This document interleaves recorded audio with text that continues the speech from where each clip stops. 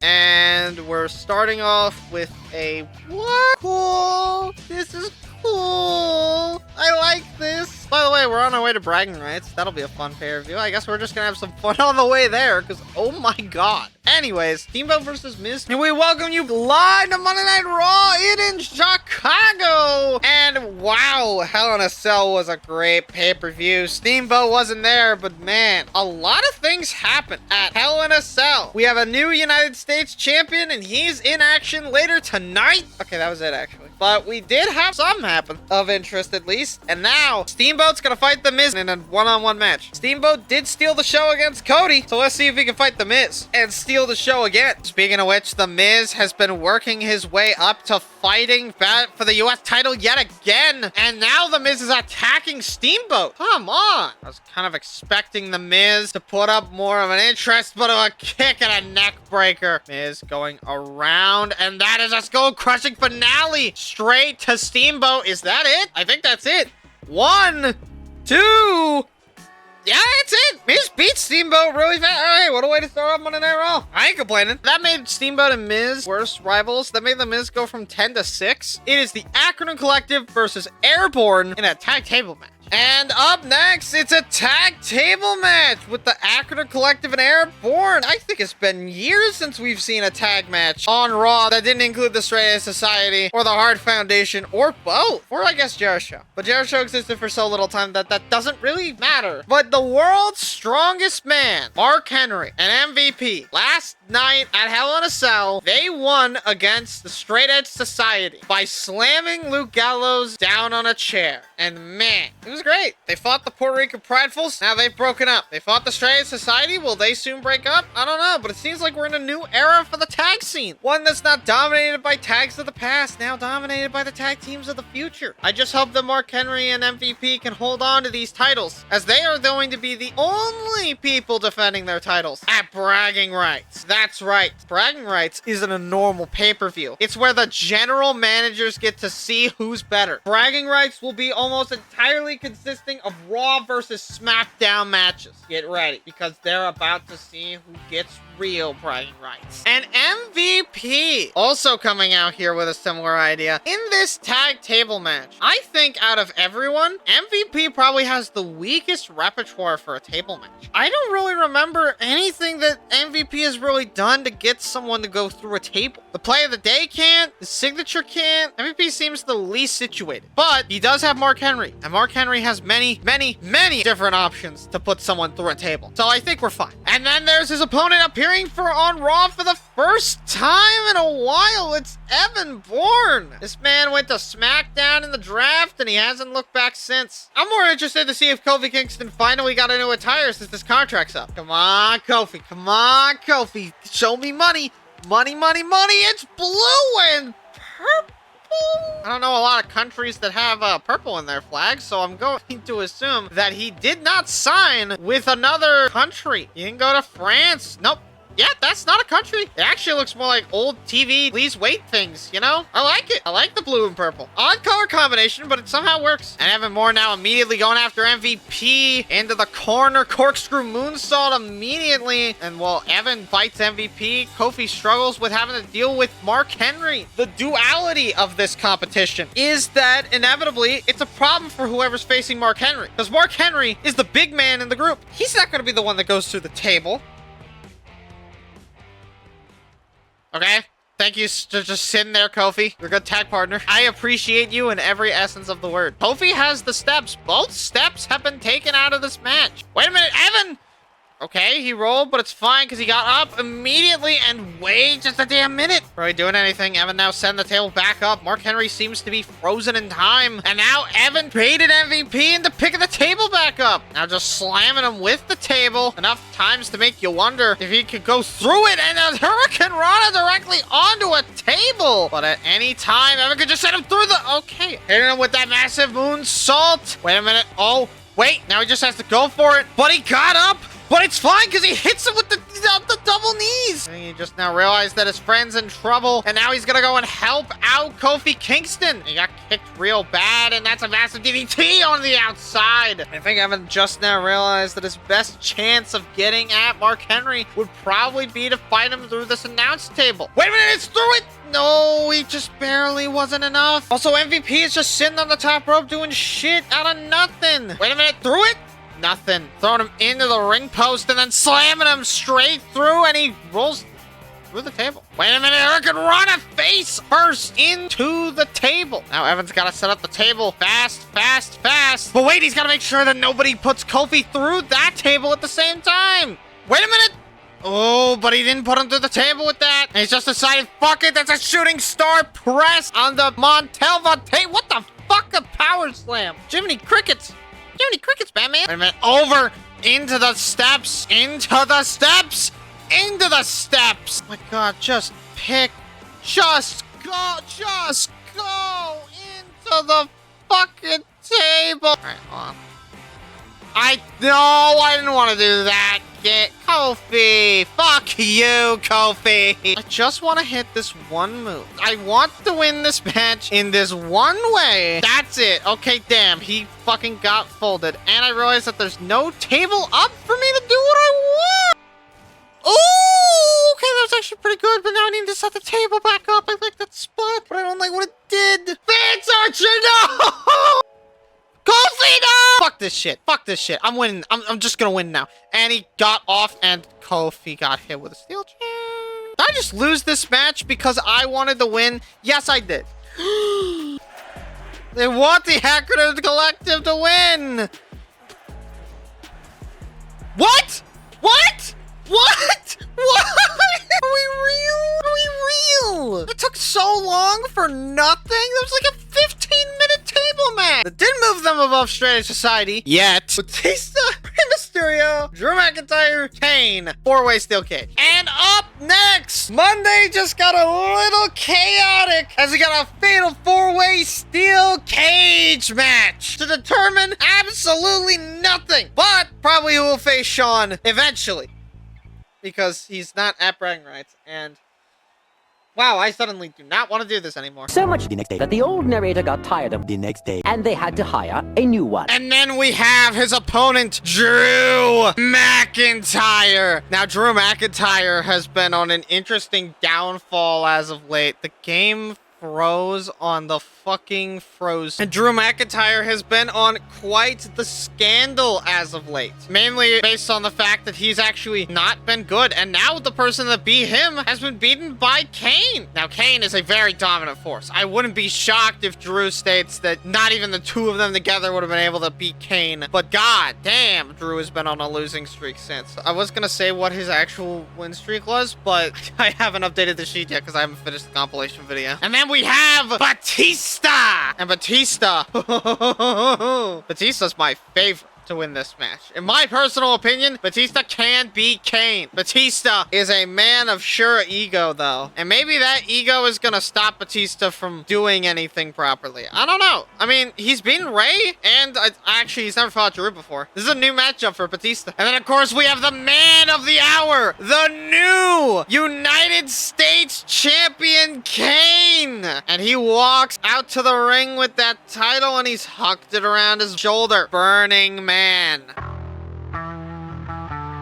Kane will now use this opportunity to prove why he is the United States champion and why he should be more. And now Kane is immediately going after... Okay, never mind. He's going after Batista immediately. Drew went after Ray. Smart strategy from Drew to pick Ray first. Kane being picked by Kane usually is a bad thing. But Ray is its own set of challenges as well. Ray is a high flyer. And wait, they swapped. Now Drew is in the clutches of Kane anyways. I think that's what Drew was actually worried about. Oh, wait a minute. Oh, God, right into Ray and the cage wall. And now he's back on Batista. The only person so far to have not gotten his wrath is Ray. They're reason for that. That's a massive sidewalk slam to Drew McIntyre. And now Kane throwing Batista into the cage wall. Ray is going for a submission. You can't win by pinfall or submission in a cage match. At least not in this kind of a cage match. Wait, no. Again on Batista. Right into the... Okay, not quite hitting the cage wall. They're all up at the same time, but he hits Drew with that sidewalk slam. And wait a minute, Rey Mysterio getting hit with a choke slam. Choke slam.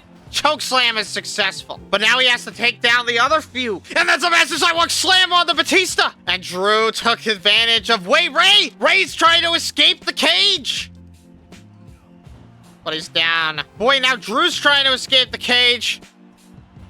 He's down. And now Kane grabs Batista with a choke slam. And he chokes him down. And now after Rey Mysterio as well. And this is his chance to escape. Everybody's down. Wait. Oh, wait, Drew almost got him, but Drew didn't get up in time. Kane has escaped the steel cage, and that's it. Kane beats Drew, Ray, and Batista. Kane has successfully beaten everybody. What a massive win for the Big Red Machine going into bragging rights, where he won't be defending his title. That moved Kane from 9 to 7, and Drew went above Matt Hart. Anyways, it's Sheamus versus Triple H in our main event. The game takes on Sheamus. It doesn't work when I say it with anyone else. But Triple H has been looking to rebound from his 9-match losing streak and potentially get another shot at Michaels. Shawn Michaels, being the WWE champion, has reinvigorated Triple H. After losing to Edge at Extreme Rules, he suffered from a little bit of a fall off. He went 9 losses straight without winning. But Sheamus is looking to shut that all down. Sheamus hasn't exactly had the best year himself, but knee! No, Sheamus caught the arm somehow off of a knee strike, but a knee again! What the fuck? Now Sheamus, why did they get treated like a big boot reversal? And Triple H and Sheamus are gonna fight, and they're gonna fight hard, as opposed to fighting soft, which is what your dad does every night. And a knee, he finally hits the knee! It only took him 4 fucking years. And wait a minute, that's a spine buster, but it rolled him. And now Sheamus gets body slammed on the concrete floor. And now Sheamus, wait, another DDT on concrete. These two will get closer and closer, but even as they get closer, they still stand up on the concrete. And that was a massive concrete, but wait, Trips is in the ring now. Sheamus is in the ring. This match is officially started, but wait, Triple H immediately hits the pedigree. And that's it. I think Sheamus is done. 1, 2...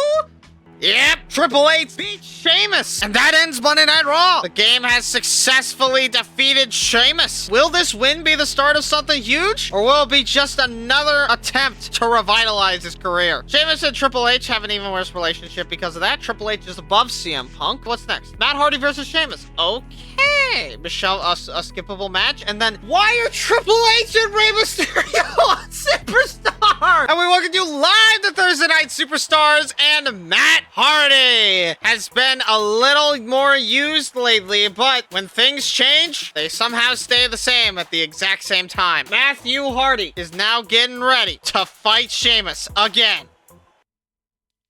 And I am ready to crash out again. And then there's his opponent, Sheamus. And a few days ago, he fought Triple H and lost. Now he's in a slightly less similar, but still similar spot to Trips, where now he's gonna try and rebound off of that loss to Trips with a win against Matt Hardy. And honestly, he might. Sheamus has now beaten the shit out of Matt Hardy. This happened the last time these two fought on Superstars. I'm not entirely shocked by the way that these events have happened to Uranagi immediately. It's already going to hell for Matt Hardy. Where's Mark Henry? Where's MVP? Can you tell that I'm not telling? Because I want to... What am I saying? What am I?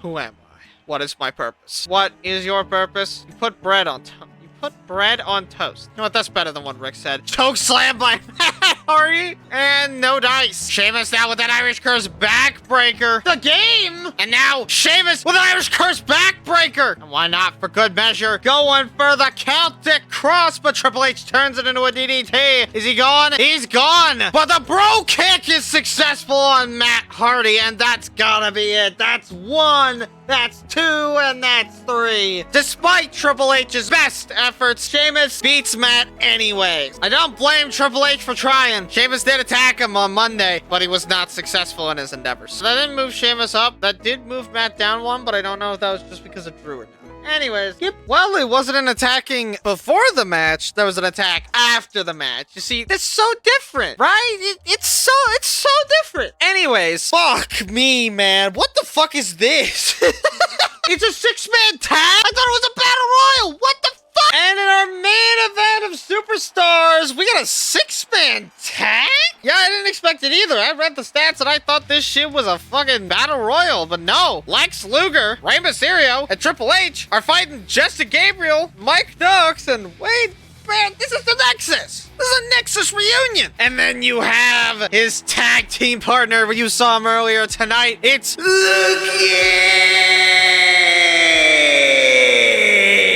It doesn't make me cough anymore, so I can just do it now. Kind of shocked that he showed up. He beat Sheamus. Now he's gonna beat Wade too. He's just trying to divide the United Kingdom. In all honesty, he's trying to divide the United Kingdom, which I am fine with, because United Kingdom is just Sheamus and Wade Barrett, so it's not hard. But then you have his tag team partner, Rey Mysterio. And oh man, Rey and Trips are teaming up quite often now. Rey, Luger, and Trips have become an all-timer triple way. They've been teaming up with each other. I'm kind of shocked that Luger attacked him and Punk on the first Raw, because now Rey and Luger are teaming up pretty consistently. And then you have their opponent, Mike Knox. I don't really know what to say about Mike Knox at this point. That's about it. And then you have Justin Gabriel. Justin Gabriel and Wade Barrett are finally teaming together. It only took them 6 months. Yeah, they broke up in April due to the draft. So April, May, June, July, August, September. Yeah, it took them 6 months to get back together. I'm glad that I could do mental math. And then, of course, Wade Barrett, they look like they were part of the same fucking team. Why didn't they come out together? They use the same shit and everything. Whatever. And now Lex Luger is gonna bulldoze. Nope, Mike Knox is gonna try and bulldoze him instead.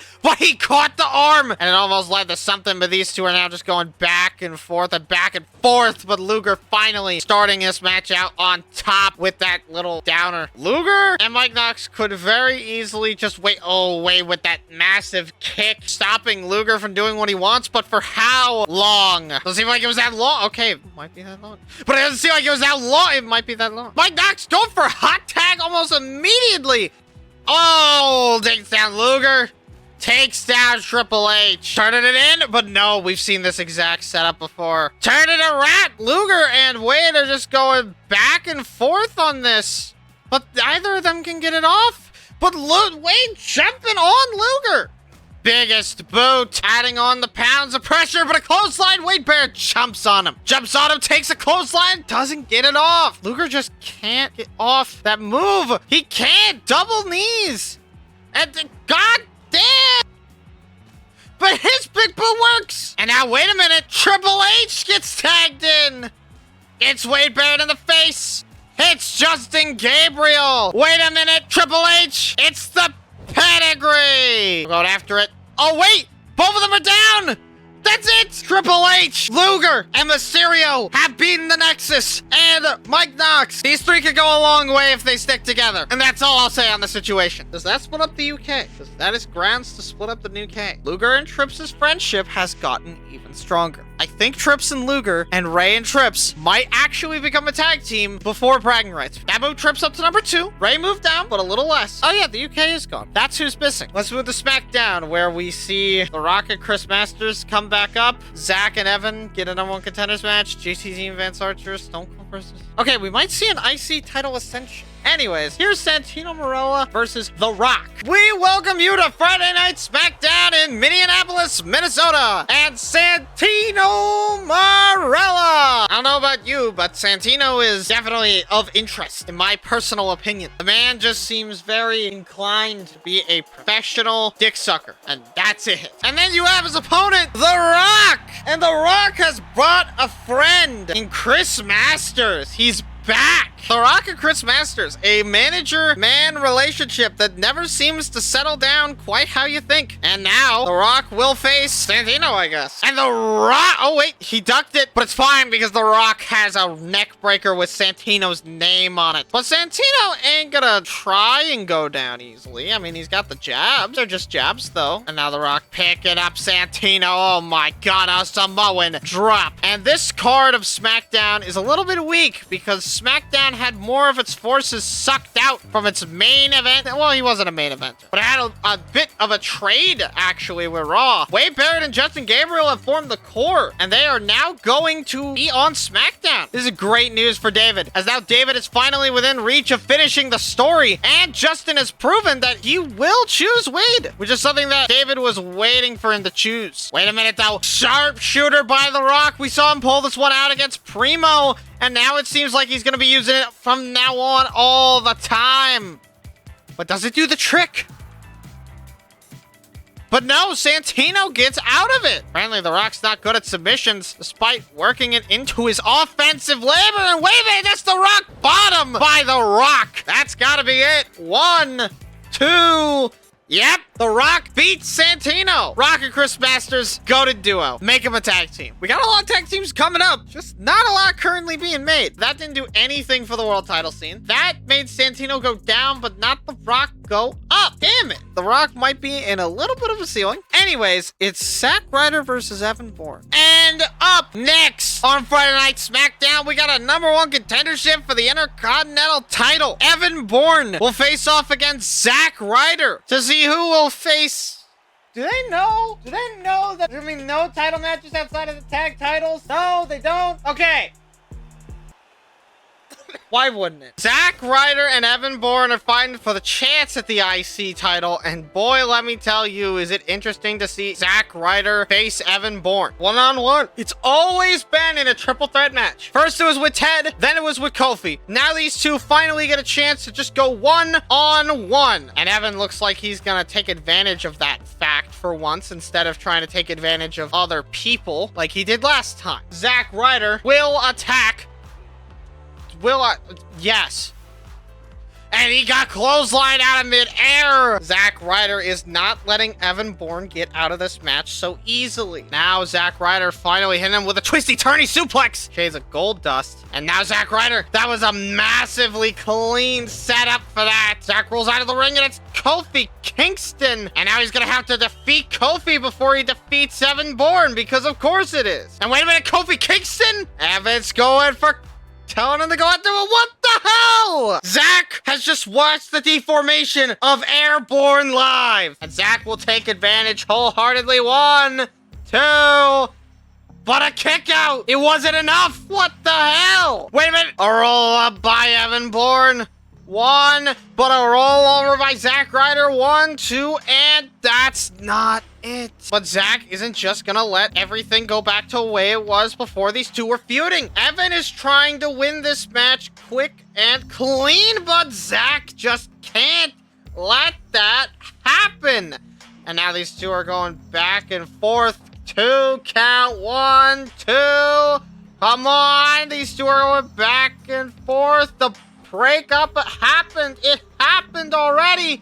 But a kick out at 2. Evan is just gonna have to try literally everything to get Zack to stay down. Man, I did not expect Airborne to just break up like that. I expected them to start doing well. And then Kofi just came out here and betrayed him. They were 2 steps away from becoming the tag champs. And Kofi threw it all away. For what? For what? Evan Bourne has gotta be pissed. I would be too, because I am pissed. And now Evan Bourne is trying to tap Zack Ryder out. This may actually be it for Zack Ryder. He might tap out right now, but he doesn't. Zack Ryder is trying everything to get Evan to stay down, but yet he refuses to. And now it seems that Evan Bourne, the corner spot is where it works. It's the reverse. It's just I'm just gonna call it flam at this point. And now it's time for Zack to hit his famous attack. Taking a risk. The risk somehow paid off. He's not in the ropes, and Zack wins. #1 contendership. Kofi turned heel. That was evident. Kofi is now #2 in both divisions. They're gone. JTG versus Vance Archer in a submission. And after a very considerable amount of matching, JTG and Vance Archer are back at it again for the fucking Intercontinental Championship, I guess. Shit. Well, not really. I'm all over the place. The breakup of Airborne's getting to me real bad. But JTG faces Vance Archer. That's it. Kind of just a genuine thing. This a submission match, but I don't see how that affects the outcome too much in either side. Neither of these two people are known for their submissions, so it's just kind of eh. And then, of course, you have Vance Archer. And Vance Archer now, he's supposed to be coming out by now. But apparently, Vance Archer is attacking JTG. Okay. I could have seen that one coming. Now, Vance Archer and JTG are going to have to go up on this one. Right now, actually, JTG is being the shit.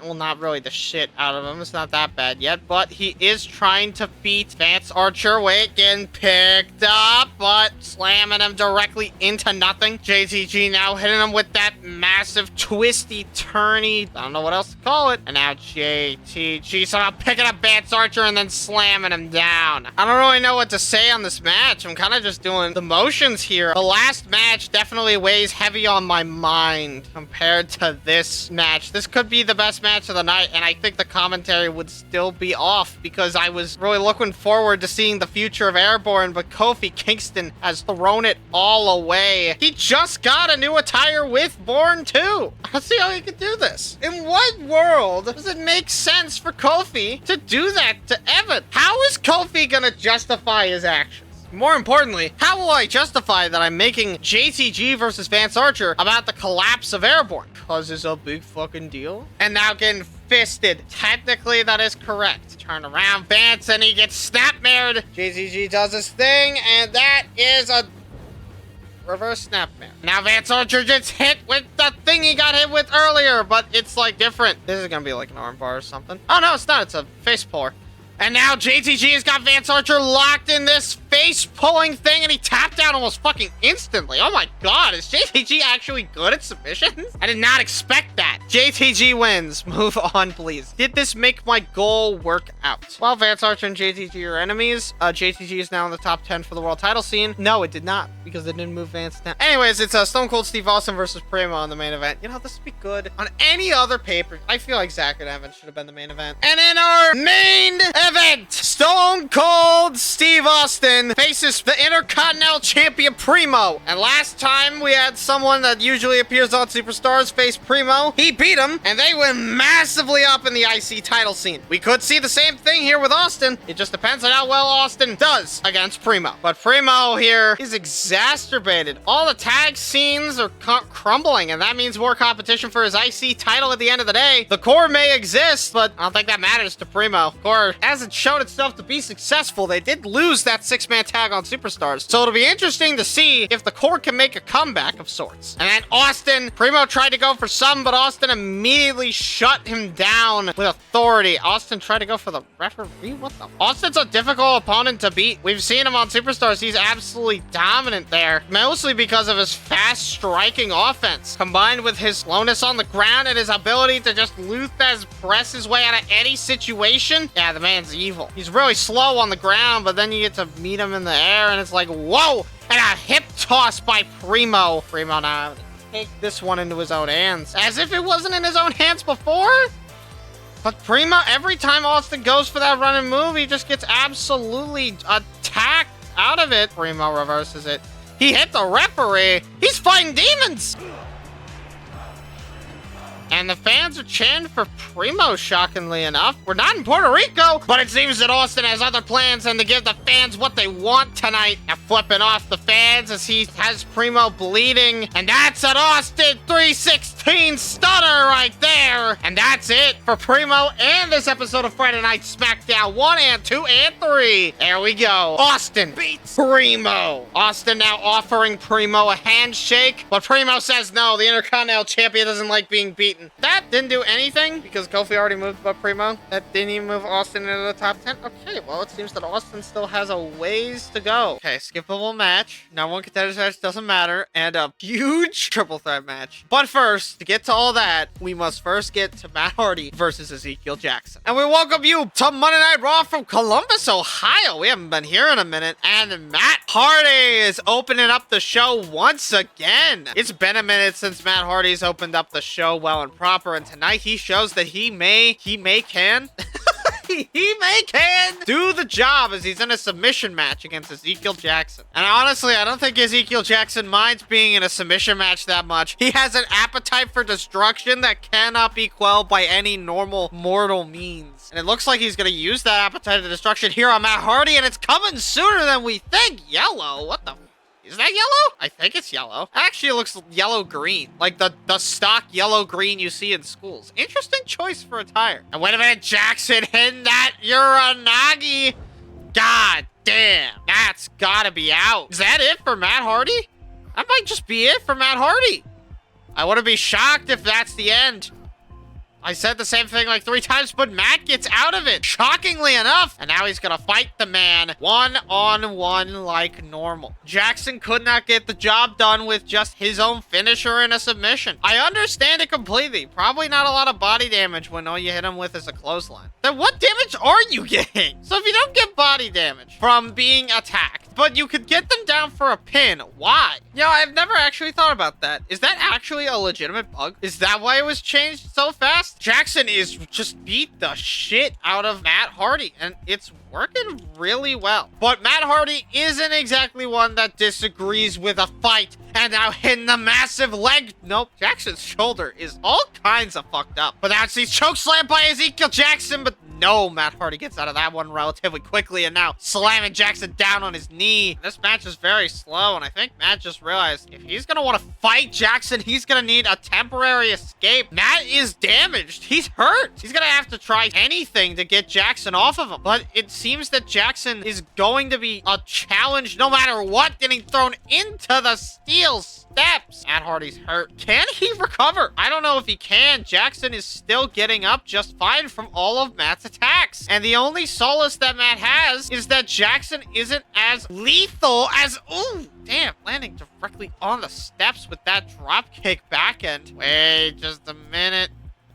Oh, that could have been something. His leg might have clipped the steps, but I don't think it actually did any effective damage. Put a bulldog on the outside, and the more attacks he does on the outside of this man, the more chance it affected. And it's MVP! Finally! Matt Hardy getting some support from the Acronym Collective when he needs it the most. Oh, God. On the step? No, not even close. Wait, what? MVP just threw Matt Hardy back into the ring. Okay, he threw Jackson back into the ring as well. What the hell? Wait a minute. MVP. Oh my God, no. Not you too. MVP has betrayed Matt Hardy. What the hell? Can we get some stability in the tag scene? But Matt recovers quickly. How is the tag scene gonna recover? Matt joined the Acronym Collective just to get kicked down in a few months. What the hell? And now with the side lock, can he get the twist of fate? Get to the midsection. Nothing. Thankfully, Jackson also looks pretty bad. Oh no, that's it. That's it. Matt's done. Matt's done. He's D-O-N-E. That's it. He's tapping out right here. Yep. He was so close. But at the end of the day, the attack plus MVP's betrayal means that Matt's out of the Acronym Collective. Jackson wins, of course. Why? Dude, what the fuck was the point? How long did they last? How long did they last? When did Matt Hardy join the Acronym Collective? I want to know. MVP's heel, Matt and Jackson are enemies. MVP went above Mark Henry, and Jackson went above Matt. He's still in the Acronym Collective. When did he become allies with Mark? What the fuck do I do? No definitive answer. But Matt has not left the thing yet. But if he were to leave, they formed on the 15th. So it took them less than 2 months to fall apart. Anyways, skipping time. Hey, that match took like for fucking ever. But Nikki won and beat Brie. That's all that really matters. So up next, it is Sheamus versus The Miz for a #1 contenders match. That doesn't matter. Huzzah. At least it's false count anywhere. And up next, Sheamus is going to attack The Miz. Sheamus is gonna attack The Miz. Dude, I thought we got done with this when we were doing Kofi shit. Sheamus is gonna fight The Miz in a #1 contenders match for a match that won't fucking happen. Unless these carry over to Survivor Series, these don't matter. I don't know why we're even having them. And then you have their opponent, The Miz. The Miz has been wanting a shot at the U.S. title for quite some time now, and he might get it. I don't know if he really wants to fight Kane or if he just wants to fight for the U.S. title, but I think he's going to regret both if bragging rights actually had a U.S. title match. And who the fuck is this jabroni? Who the hell are you? Get the fuck out of here. Whatever. That guy is just sitting at ringside now. Who the fuck is he? Nobody knows. He might be a friend of Cole's. I mean, we gave them free tickets forever because of their work with WCW. So, hey, maybe. Just, dude, what the? I don't know why you taking the bump means that you're better at what the hell? And Miz is actually kind of doing well against Sheamus. Oh my god. And wait, this is a false count anywhere match. He can just do this. Sheamus is actively trying to stop him from doing it. And he is slightly successful, but not successful enough. Chap. Oh my god. Just hitting him over and over again. Whoa. DDT, but Sheamus on the chair? Ooh. Thankfully, his arm was in the way. Otherwise, that could have been way more what the fuck? Slam down on the chair and slam! Wait a minute, Miz now doing a swinging neck breaker. And wait a minute. Oh, Miz got around Sheamus, but it wasn't enough.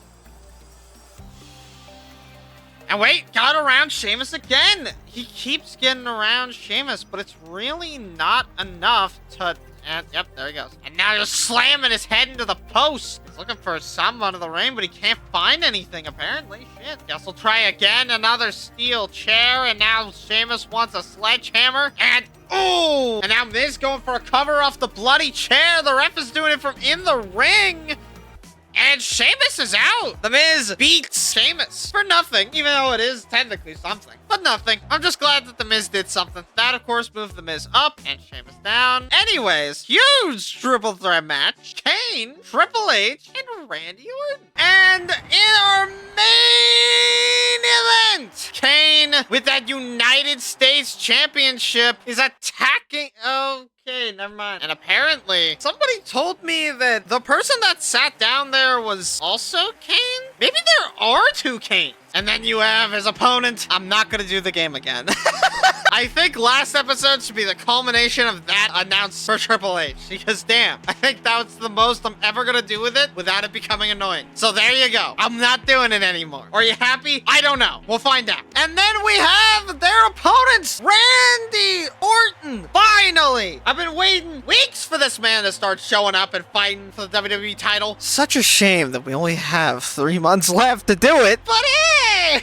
And Randy Orton immediately recognizing the threat, the apex. Wait, never mind. He just wants to go after everybody. All right, you know what? Fair enough. Randy Orton is not at good terms with Trips, mostly because of old rivalry stuff that's been basically untouched for years. Guys, come on. Taking this time to go after Kane. It's not often you get a chance to attack both. What the fuck? He was preparing for this match. Maybe that's what all of his... What? What? Drop kick. What the fuck is this match? What's going on? Nothing makes sense. Nothing makes sense. Okay, actually, that kind of does make sense. Oh! Orton is now going to try and make Kane take advantage of this moment for himself. What the hell is Kane doing? And now Orton is apparently going to just take advantage of this. And what is he doing? Oh, that's vintage off the top rope. He got a good thing going. And then suddenly, Kane from out of nowhere just chop. My God. Oh my God, Kane is showing that he is still ruthless. And a stomp, and a stomp, and another stomp, and another stomp, and then another stomp. And then an RKO to Triple H, but no, he got off of it. It's actually remotely still possible to get this off. No, it's not. Orton is now going after everybody in the spear, and Trips and Orton are just taking care of Kane. They don't want him winning this match. It's what? Stop! What's going on? It really feels like a triple threat match out here. Randy Orton stomp to the arm, a stomp to the leg, give it a stomp to the other leg, a stomp to the other arm, and a stomp to the fucking face. And now, this time a successful RKO. Throwing Kane over the top rope, but Trips got up from that. Are you kidding me? And setting Kane off the ropes. But Orton's just gonna say fuck it anyways. 1, 2. Oh, and he kicked out at 2. You can't say fuck it to Triple H and expect it to work. And the RKO to Triple H, but he doesn't get it off. Knee back, hip breaker. Why were you facing Kane? Wait a minute! An RKO to Triple H! And that's it unless Kane gets up right now. It's over. Randy Orton beats Triple H and thus Kane, but Kane didn't get pinned, and I think that matters. All right, you know what? At least it's not a triple threat. Why? I guess that's returning the favor, and are we for real?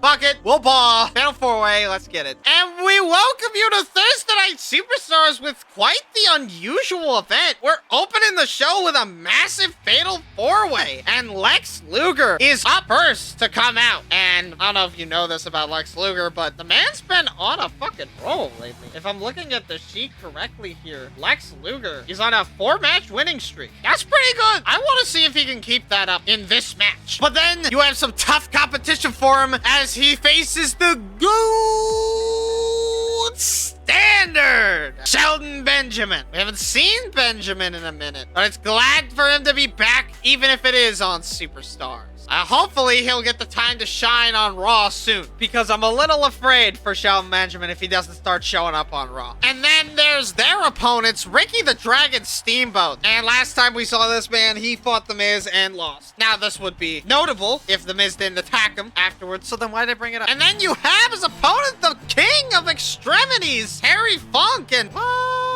white, purple, and yellow. You know, it's the same shit CM Punk's doing. Sure, why not? Looks kind of funky. And The Miz is in the crowd. I can only assume why. Is it for Steamboat? I think it's for Steamboat. And Benjamin is immediately getting power slammed by Lex Luger as Steamboat accidentally hits the referee. Thankfully, it doesn't matter because this is a fatal 4-way match. And now he's going after Luger, so Shelton takes this opportunity to go after Funk, but they just swapped again. And now Shelton is keeping Luger away from Steamboat. But wait, now he wants to go. Pick a fucking lane, Steamboat. Goddamn. Do you want to go after Luger or do you want to go after Shelton? You want to go after Terry? Man, fuck that guy. And why not add it on top of that? What the? How did that end up with Terry Funk being the guy? No, I don't. Oh, but there goes Shelton Benjamin. Did he curve around the fucking ring post? Oh, and yet just taking Steamboat out of the ring. And now picking up Terry Funk for a T-bone suplex with Steamboat. It's the play of the day. He woke up the thing. How's he going to get everybody to stay down? He didn't. Steamboat's up. Thank you, Terry Funk. Oh, wait. Steamboat's up. Oh, I thought his boots were acting up. Are we good? Are we good, champ? Wait, Steamboat's gone. And now, Terry Funk with a T-bone suplex. And Luger gets hit with a play of the day. But again, someone's picked up. They hit him. They hit him with an attack. Shelton just wants to end the match. Getting real sick and tired of this shit. Wait. Oh, missing the table by just a few short inches. And now a T-bone suplex on the outside. He's just going to focus on Terry Funk for a second here. Hit him with a play of the day. Play of the day. There we go. Wait, 1, 2, they're both too slow to break up the pin. Shelton Benjamin outsmarts Luger and Steamboat to pin Terry Funk. The amount of brain power that took Shelton was probably minimal. But thank God he did it, because goddamn, that was taking forever. That moved Orton above Punk. I feel like that should have happened last time. And it's Christian versus Vance Archer with David Otunga for some reason. And we welcome you back to Superstars, and it's Christian. I love Christian. This guy is literally just here to wrestle. Like, that's what he's here to do. He's doing it for the people, and he's wrestling everybody.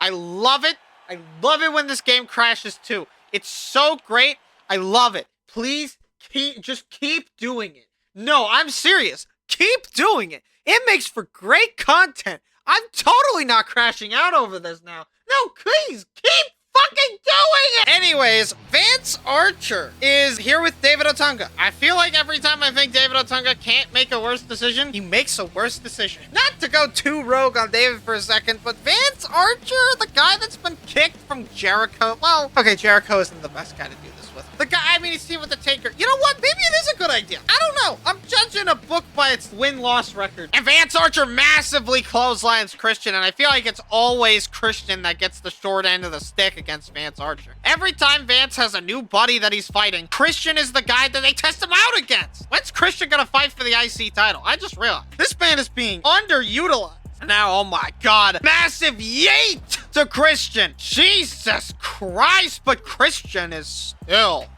somehow, some way, Christian is alive. Biggest boot, except it's not the biggest boot. That belongs to somebody else. And now stunning him on the ropes. And I've been talking continuously for a while now, so I wonder if I'm gonna put it in the video just because I'm talking continuously. I'll let future me decide. And now going after David? He's going after David. Okay, he stopped. He's got to focus on Vance. You can't let David's words get to you. And a big, what the fuck? And a big boot by Vance Archer. I didn't even know he was doing such a thing. Now, wait a minute. A reverse leaner DDT. Where's the leaner part exactly? Well, somehow Vance does it. I would... Oh, yeah. Okay, it's fine. Everything's fair. Everything's legal. Vance Archer beats Christian. I wonder how much I think David helped with this. I'm not going to say entirely for certain, but I definitely think Vance helped with this. I mean, Vance, of course Vance helped with this.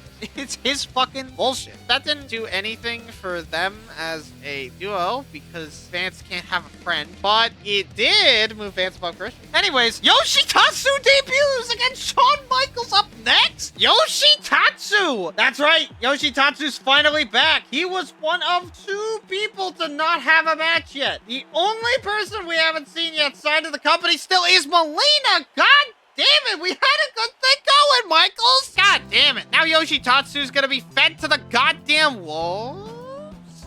Will he be fed to the wolves? Yoshitatsu is really trying not to die tonight, and he doesn't. Okay. Yoshitatsu and Shawn are gonna have a match, not just a one-off super kick. Thank God. I was gonna be so upset if Michaels came in here and attacked Yoshitatsu to death. Oh, what? How does that make any sense? Stunner, that's not what he wanted. Or is it? Shawn Michaels adding even more devastation onto the elbow drop by adding gravity. Quite literally, the gravity of the situation increased. I'm such a fucking nerd for making that line work. And Shawn Michaels now tuning up the band. The referee is really trying to get into the corner there. But now Michaels cracks open. Well, he didn't make him bleed, but he did basically bop him straight in the chin. And that's music to his ears as he beats Yoshitatsu. Yoshitatsu and Shawn Michaels had a... Okay, they hated each other. Yoshitatsu is nowhere to be found, though, because he lost the match. And up first, The Rock in Cincinnati, Ohio. And he's got the Big Show wearing... Okay, maybe I was just seeing things. But The Rock has got the Big Show on his side. Why? Maybe because David's with Vance? I guess these two do hate each other since they had their match restarted, even though that isn't their fault. Whatever, dude. And then, of course, you got Vance Archer. And he's got David on his side. Last night, he defeated... The match just happened. How did I forget who he was facing?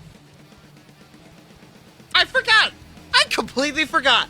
What the fuck? And JTG is in the fucking crowd? And The Rock!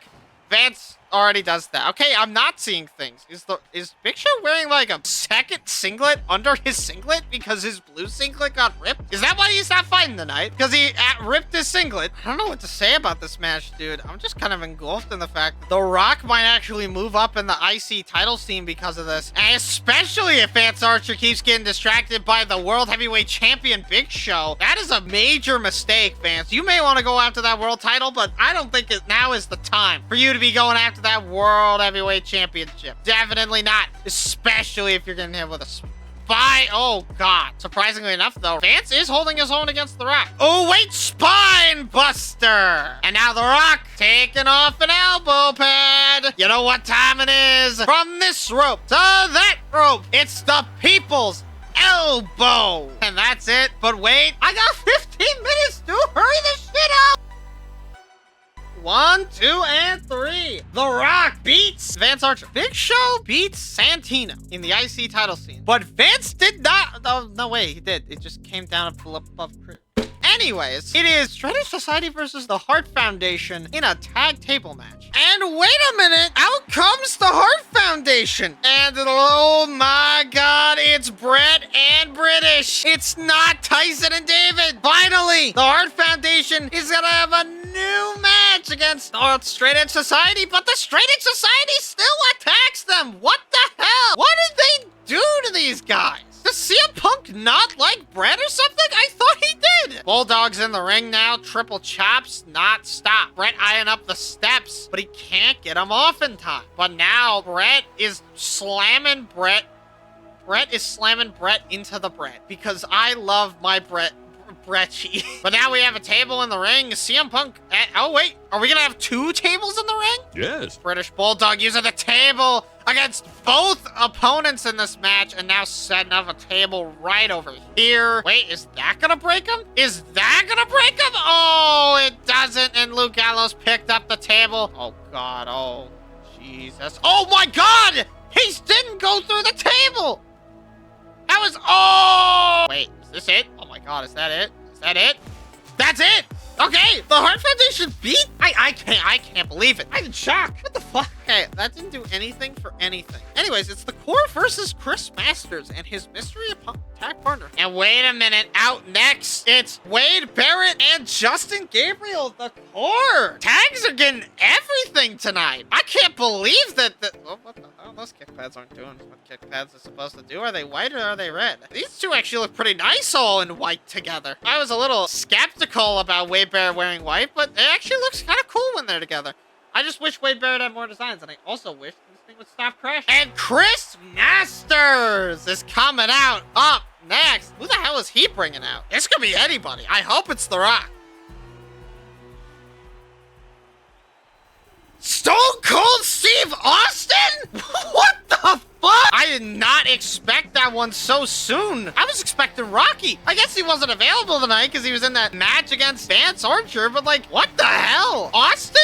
You eliminated Austin in a battle royal like a month ago with Rock and Jake the Snake. I thought you had a bit of a coalition going on here. I thought you two were going to go after the tag titles even. No, apparently not. You accidentally hit the ref with the back end of that thing here. We are running out of time. I want to get this done before 7. I will fucking force this shit. I'm being ass. To be there, I did pick about the slowest wrestler I could to play as. That's my bad. She's always running out. Dude, let me hit the thing, please. I got a time limit. T-bone suplex by Chris Masters. Oh wait, I gotta lock in the master lock. Hold on. I just realized I should have gone and hit the fucker when I could. God damn it. I need you to make sure that this motherfucker doesn't get to Justin. That's all I care about. Let's do this. Oh, come on. Just let me get to it. Let me do it. There we go. Austin's beating the shit out of Wade Barrett. Blood? No blood. Austin, no. Austin, yes. Stunner by Austin. It's a rope break! Okay, we hit him with the Luther's press immediately. I'm gonna knock you off the apron. Never mind. I guess I just fucking won't. I'll go fuck myself. What a waste of time. Get jumped off. What a waste of time. Get jumped off. What a waste of time. Getting jumped off. Stunner. There we go. Fuck. There's another rope break. No, get back down there. No, get back down. It was another rope break. Why did I do that? What? Fine. We'll drag you like an inch or two away from the ropes. Justin broke up the... Fuck you! God damn it! Okay.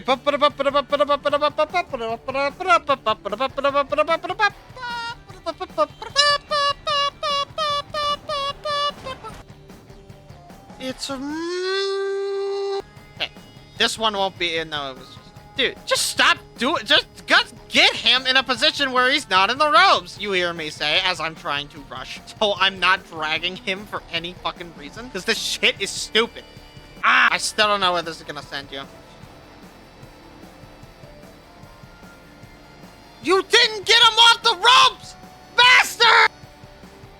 He's right there. Wade Barrett is just bleeding out of his ass. Dude, there's blood everywhere. This is a fucking massacre. Austin looks like a fucking murderer. Chris Masters, if you fuck this up.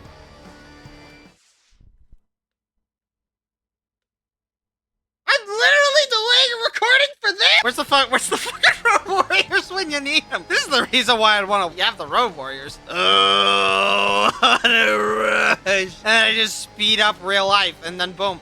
This isn't a fucking problem, but no, instead, we gotta rely on Chris Masters and his stupid-ass fucking motherfucking fucking bullshit. Dude, thank God. 1, 2, 3. Bullshit. He did say 7th day. Yeah, sure. I need tag teams. Chris Masters, Stone Cold are a tag team. Taker Primo. No entrances. And thank you.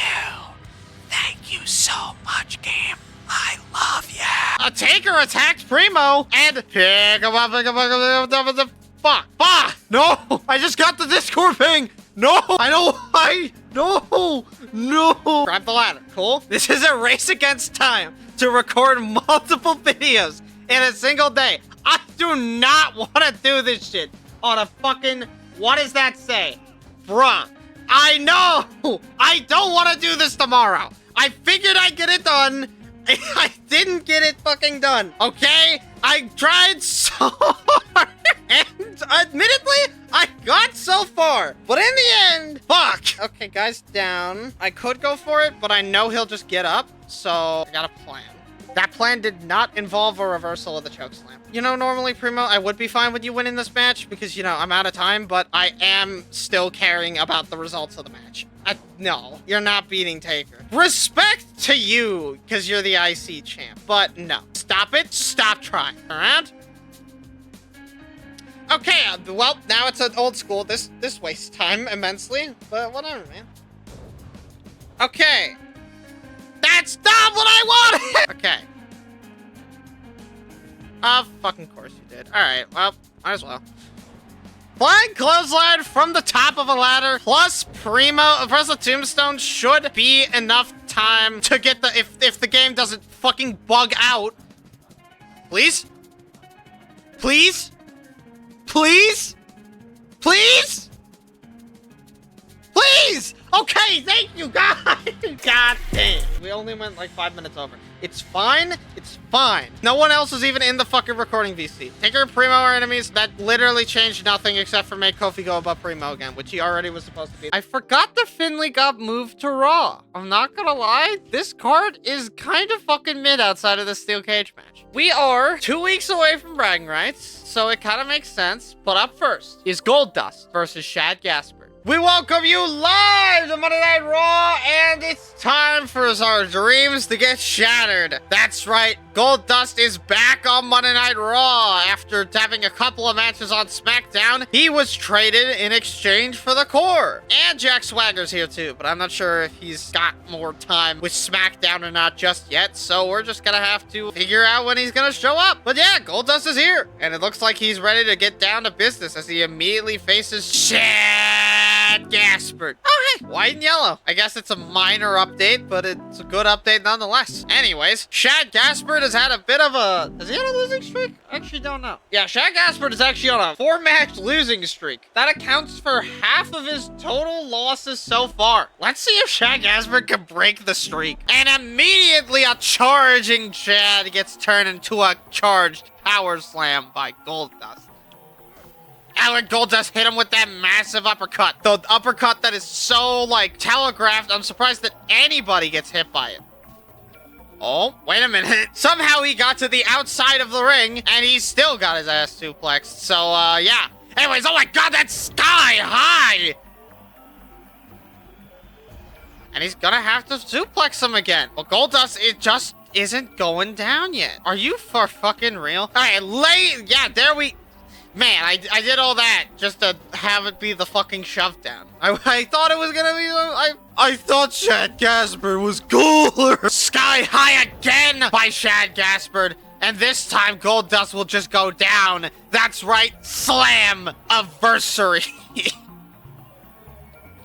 And Shad Gaspard has beaten Goldust fair and square. Or square and fair, depending on how you feel about it. Shad Gaspard wins. I'm a little afraid of crashes, so I'm get past it. He never crashes on the first, but that changed nothing. Okay, cool. By the way, we still gotta figure out what's going on with the Acronym Collective. We'll figure that out soon enough. Anyways, it's Luke Gallows versus Matt Hardy. Really? And up next, Matt Hardy goes up against Luke Gallows in a submission match? These two, like, never do submissions. What? I suppose I shouldn't ask questions at this point. I just hope that this means Matt doesn't have to hit the fucking twist of fate to win. Because if he does, I think I'm gonna lose my shit because he can never fucking hit the damn thing. And then there's his opponent, a man that somehow finds himself in the US title scene almost every single week. Wait a minute, Luke Gallows is coming down to the ring and attacking Matt Hardy. I mean, I should have expected this. It's Luke Gallows, but I didn't. Matt Hardy is gonna have to try even harder now to beat Luke Gallows, although I guess it's a blessing and not a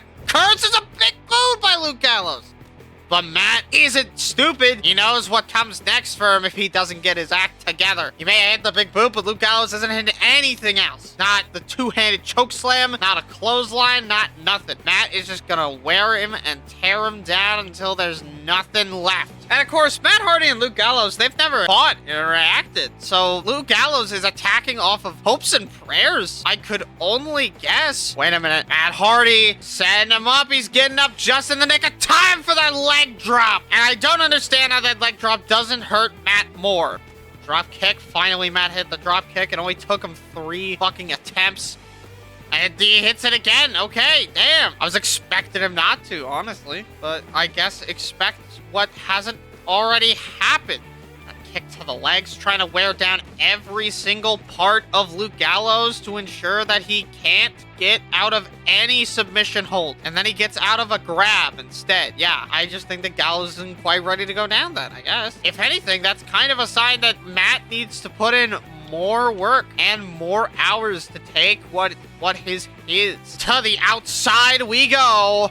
I think Matt just realized that if he goes to the outside with that leg drop, he's not gonna hit anything. And now taking it to the concrete. This could be dangerous for both. Oh, wait. Nope, they're gonna get off the concrete. Matt Hardy now hitting the side slam. This could be Hugh Ezekiel Jackson. Matt Hardy in the twist of fate. No. Matt Hardy goes after him relatively quickly. He even tries to hit a twist of fate on Ezekiel Jackson, and he doesn't. He hit a twist of fate. And it's Mark Henry, and he's coming out to assist. I honestly don't think it's necessary at this point. Matt took him out all on his own, but I'm...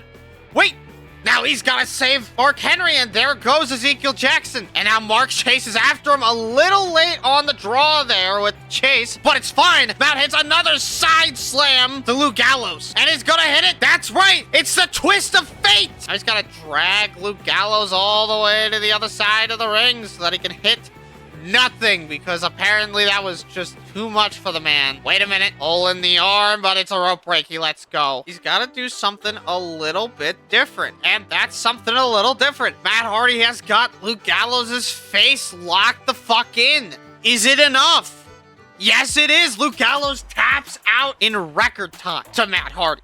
Well, not in record time. I think we've had faster submissions before. But Matt Hardy wins in its entirety. Boom. Matt Hardy wins in its entirety. What, we only win one part? I guess 3 stages of hell matches do exist. Luke Gallows went above Drew because of that. I fucking hate Luke Gallows. Like, that's what I'm starting to fucking realize. I just hate Luke Gallows. And their relationship is worse. Anyways, it is Finlay versus MVP Dude. And as well as those other 2 men that I just situated, Finlay's also on Raw now. Yeah, that's right. SmackDown sold mid-carders between the 2 brands. Druid left and the core wins, so Finlay got a shot at going to Raw. Is this gonna do him well? I don't think so. I mean, it could, but I genuinely don't think Finlay is gonna do a good job on Raw. To be fair, he is getting close to retiring. His contract ends after Mania, and he hasn't said if he wants to renew it or not yet, so he might be retiring soon. And then there's his opponent, MVP. This man is one half of the Unified Tag Team Champions and betrayed Matt Hardy. Mark Henry doesn't like that. Matt definitely doesn't like that. But because they're the Unified Tag Champs, and for some reason, MVP doesn't want to give up the belt to Matt Hardy, we're at a deadlock in the Acronym Collective. They might have to lose the tag titles to get anything. And considering that nobody likes MVP, they might just lose the tag titles at bragging rights, which would be huge for the tag scene, in theory. But there's only 5 tag teams, so what the fuck do I know? And speaking of the devil, Finlay! I may have underestimated Finlay here. Remember, he did almost beat Zack Ryder after an attack, but still, he did almost beat Zack Ryder, and he had one of the greatest matches in SmackDown's history, so bringing him over to Raw isn't exactly the worst thing in the world, but now he's in normal matches with MVP. So the question remains. Will he do well? I mean, he's putting up a competitive fight against Montel Vontavious Porter. I can't really say that Finley is winning or losing. And wait a minute, MVP got him on his knee, hits him in the face. Not quite a shining wizard or anything, but definitely still gonna hurt you and your jaw in the morning. Is he gonna hit it again? No, he's going for a bridge, actually. Going for a pin off the bridge, but that's a rope break. I don't know why he went for that, and that was gonna be a rope break. It was very close to the ropes. I'm sure he didn't see it until it was already too late, though. German suplex all the way over the other side of the ring. Someone has a sign in the crowd that says, "Fight me, Finley." I don't think you want that. He's gonna just hit you with a ukulele. Let's be honest, that's all Finley would do. And now MVP, no, wait, low blow by Finley. Okay, I did not expect him to hit that. I was expecting something a little more civilized from the man. I mean, fuck, he's old as shit. Okay, dang. But wait a minute, MVP hyping himself up. He doesn't even need the fans to tell him what to do. Ball off the ropes, and he's balling. Not that it's a good thing anymore because he's an asshole. Kane? What? Wait, that's not Kane! That's not Kane! That's the guy we were talking about. Why did he get fired? What? And now the ref is... Wait, what's going on? Where's the ref? Oh, and he's trying to get involved in this match now? Are you serious? Get this man out of the fucking building. He's not even real. He doesn't even work here. Oh, he's Kane? Then why did he come out of the mask? Whatever. He's out.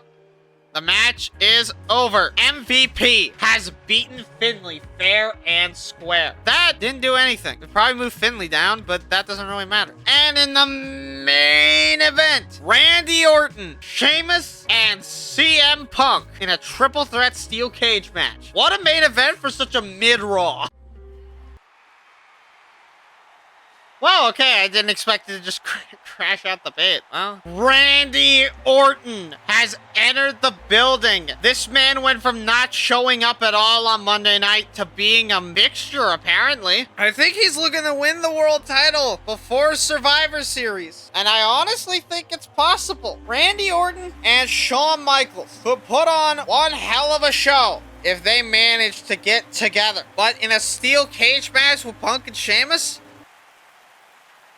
that could crash the game again. And then there's his opponent, the Celtic Warrior, Sheamus. And oh my God, I have never seen Sheamus look so... No, I have seen him look this pale before. I don't know. Ever since losing the U.S. title to Kane, he's been trying to move up in the world, but it's kind of failing. Just a little bit, mind you. Like, I'm not entirely opposed to it, but he hasn't been getting the job done as well as I think he wants to. And tonight, he has the opportunity to change that. Let's hope he can, for his sake. And then there's his opponent, CM Punk. This man could be fighting for the tag titles. Actually, is that the number one contenders match already set in stone? Editing me, figure it out. Actually, no, I have to fucking set. I can just look up what the last number one contenders match on Raw was. Where are the number one contenders matches for the... Have I not been marking those down? I guess I just haven't been marking down number one contenders matches for the tag titles because I know they've happened. I just haven't done anything. And oh, Orton and Punk,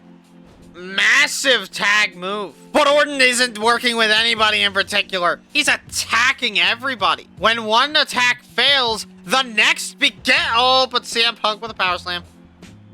And a random ass drop kick that doesn't fucking work. And a random ass clothesline that doesn't fucking work. Randy Orton is trying to fire on all cylinders. And these two keep shutting him down every single time.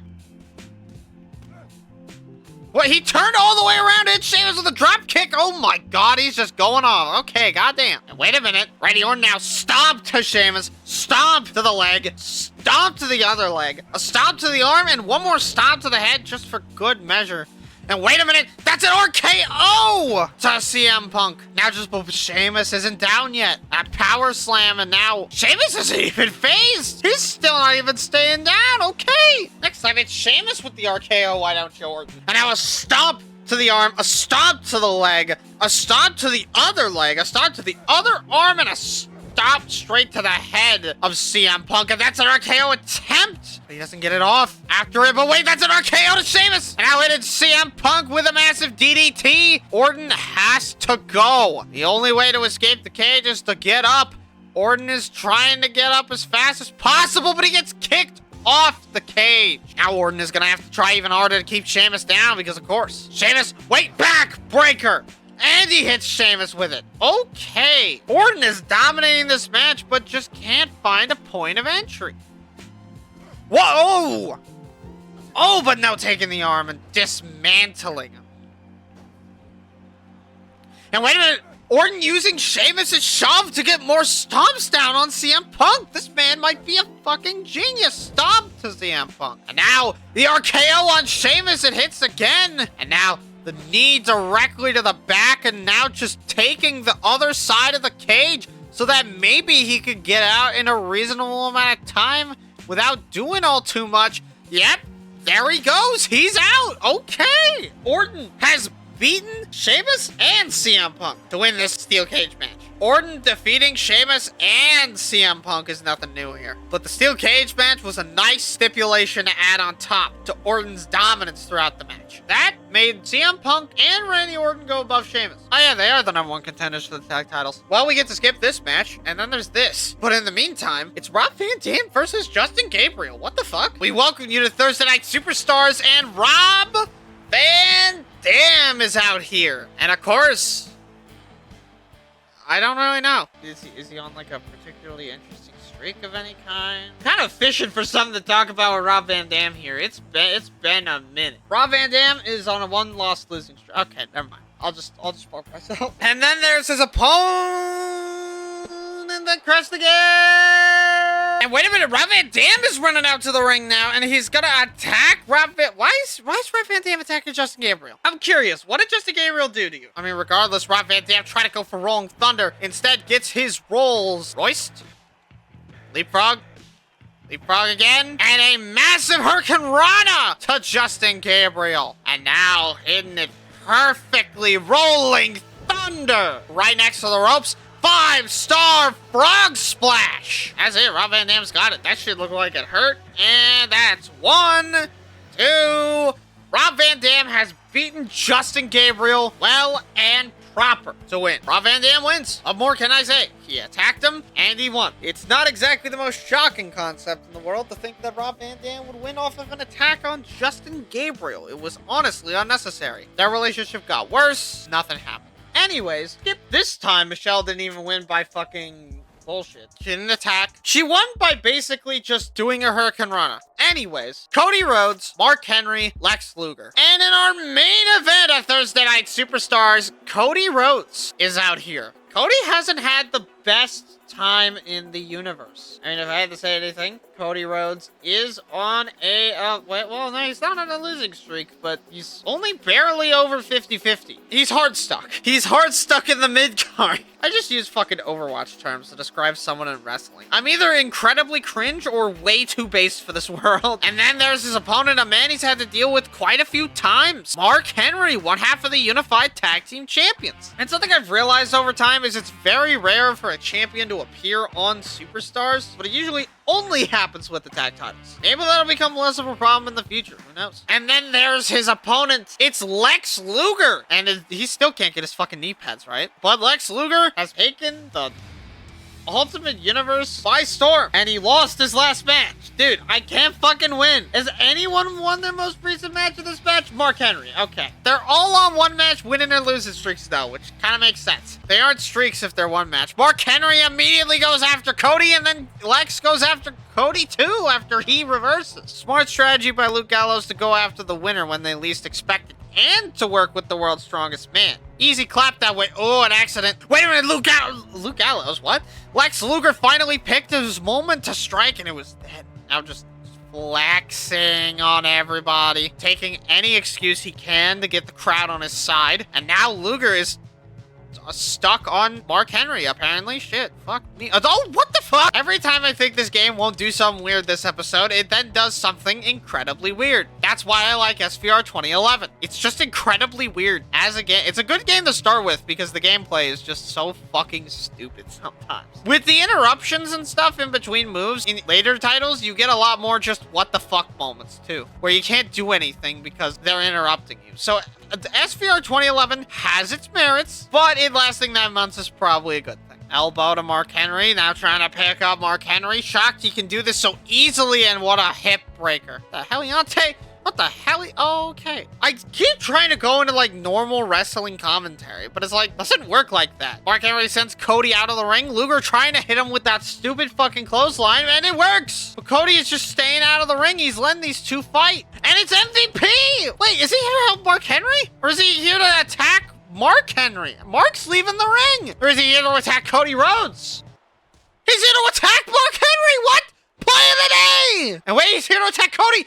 Play of the day as well. And Luke Gallows is just watching this all happen from the sidelines. And now he goes to pin Cody. 1, 2. What a statement. MVP made by attacking Mark Henry. If there was any doubt in your mind that MVP was still friends with Mark Henry, you better start rethinking, because now it's clear that MVP is his own man and nobody else's. Okay, I actually like this angle now. MVP should be out, but he still owns the tag titles, so he isn't. Outside of that, Cody is now below Luke Gallows as well, which is just awful. Thanks, I hate it. Well, that's one way to get your get back. What the fuck? And tonight, in Providence, Rhode Island, we mark a moment in history. The Rock is going 1-on-2 with David Otunga. David's recent partnership with The Undertaker has proven so fruitful that Rock dropped Big Show and actually decided to go after...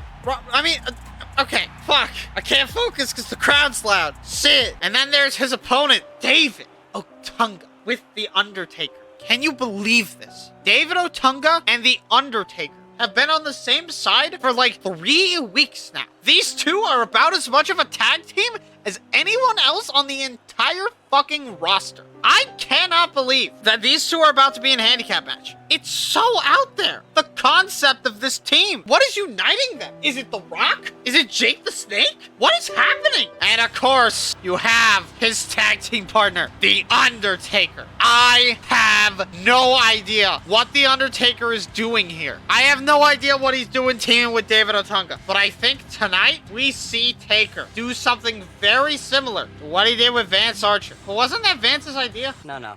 He's got a point. Before we get into this next match, I just want to say that it was a little choppy here. So if you want to skip to this timestamp to avoid the choppiness, you can. And now David Otunga with the back spin into what the hell? David Otunga is going to have to employ some new strategies to get The Rock to stay down. But this is the moment that he's been waiting for. The Rock has been waiting for David Otunga to get there, and another Samoan drop out of that stupid elbow. David is going to have to do everything within his power to make sure that he doesn't fail. And that means pulling out all of the stops possible. Everything from the moment you set foot on the ground to the moment the bell rings for the win is all that matters to David right now. This moment matters more to him than anything else he has ever done in his career up until this point, and he still can't hit the elbow.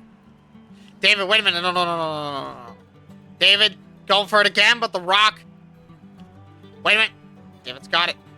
David did it. Rock got it. Rock shifts it, shifting everything. These two are going back and forth and back and forth. David has been waiting for this. Rock has to defend his belly-to-belly suplex. And wait a minute. It's not time. It's not time. It's the verdict. The verdict is hit. Oh, The Rock's up, though. And a Samoan drop. Wait a minute. No, wait. And The Rock now taking off the elbow pad. Gonna hit one of the least electrifying moves in sports entertainment, the people's elbow. That's it. The David kicked out before one. The passion of David. The David and Goliath inside of David will not let him succumb to The Rock. This man can't lose. He's limping to the top rope to hit an elbow drop of his own. He doesn't even want to tag in The Undertaker. That's not in his vocabulary. He wants to do this all on his own. No help from any outside sources. Damn be given that this is a handicap match. If David can do this on his own, then he will. But right now, kind of looks like The Rock is maybe getting a second wind, the better of him even. The Rock is definitely trying to win this match, but David just isn't letting it happen. It's very hard for David to win, but I know that he can because the passion within David is more. David's getting slower by the second. Are you fucking serious? And we're now back, and David Otunga is once again back on the offense here. A little rested, a little retributionized, and now he's going to go out of his way to keep the pace up on The Rock. Come on. Taker still hasn't been tagged in yet. There's not a lot The Rock could do at this point to keep David off of him. David's up. Shoves off, and a neck breaker by The Rock. I'm going bar for bar here because this match is uber important to David. I'm not sure how important this is to The Rock. It's more like I guess it's staring the demon you left behind in the face while he's been gaining strength and power, at least in the numbers game, just by existing. That's a belly to belly. It hits. Wait a minute, there it is. There's a verdict. But again, Rock is up, and this time he succumbs to the Samoan drop. But he's up! He's not taking enough damage to actually get any use out of it yet. Hold on! And it's not even a suplex! David's move! David's pissed! Sitting in that locker room, pretty much benched at this point. He's gotta be pissed that other people are using his moves. But we don't worry about that right now, because it's David and Rock. In fact, yes, it's a belly to belly! Way out Sky! High verdict! Is that it? Is he out? David has beaten The Rock on his own! They aren't a tag team after that, nothing will.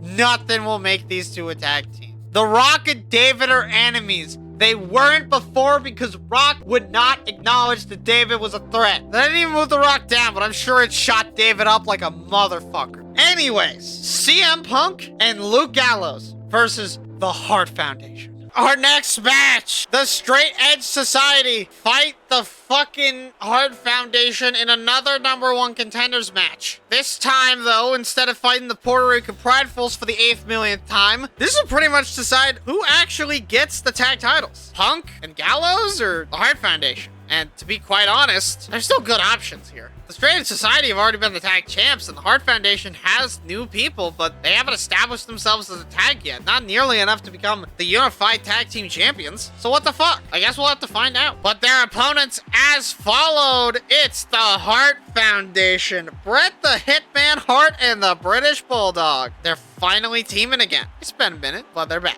And now they walk down to the ring in solidarity with each other. But wait, CM Punk and Luke Gallows come running out of the ring and attacking the two. God damn it. And they don't even I don't even have the bonus. Fuck. Can I go after fucking... Oh, right on the LED lights. CM Punk is trying to keep this one on the ramp. I mean, there's no reason not to, but sending him even farther up the ramp. Is British Bulldog trying to leave? No, he's trying to help his friend. But it doesn't work like that.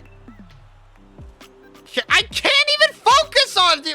Yeah, that's right. Fuck you, bitch. Get hit with a pedigree. Oh, wait, it's a pedigree. And now British Bulldog turns that into a Samoan drop. Now taking the elbow. No, not taking the elbows to the heart. Now CM Punk has decided to leave this situation. It is not what he wanted out of this. And he is now laughing about it. Or was it bait? Oh, well, it isn't bait if you don't get hit by it. Okay. Well, I almost knocked fucking Luke Gallows off the edge. And CM Punk hitting the fucking GTS on Bret Hart. Yep, there it goes. Guess who's out of the ring? It's the British Bulldog. 1, 2, and 3. CM Punk attacking the Hart Foundation once again to punch his ticket to bragging rights. Finally, a #1 contenders match that matters. It's been a minute. CM Punk and Luke Gallows are now better friends. And CM Punk is now worse friends with British. And Luke Gallows is worse friends with Bret and British. That moves CM Punk up to #2. That moves Luke Gallows up to #3, unfortunately. And that did nothing for the Hart Foundation. Anyways, it's Vance Archer versus JTG. Goddamn. Up next, Vance Archer versus JTG. How many times has this happened? Didn't it happen like last week as well? Yeah. This is the 3rd time at least these two have faced off. Come on, can we get some shit in here? Come on. And then you have his opponent, it's JTG, and he just kind of represents crime and Brooklyn. And I don't know what to say about JTG, I'm not gonna lie.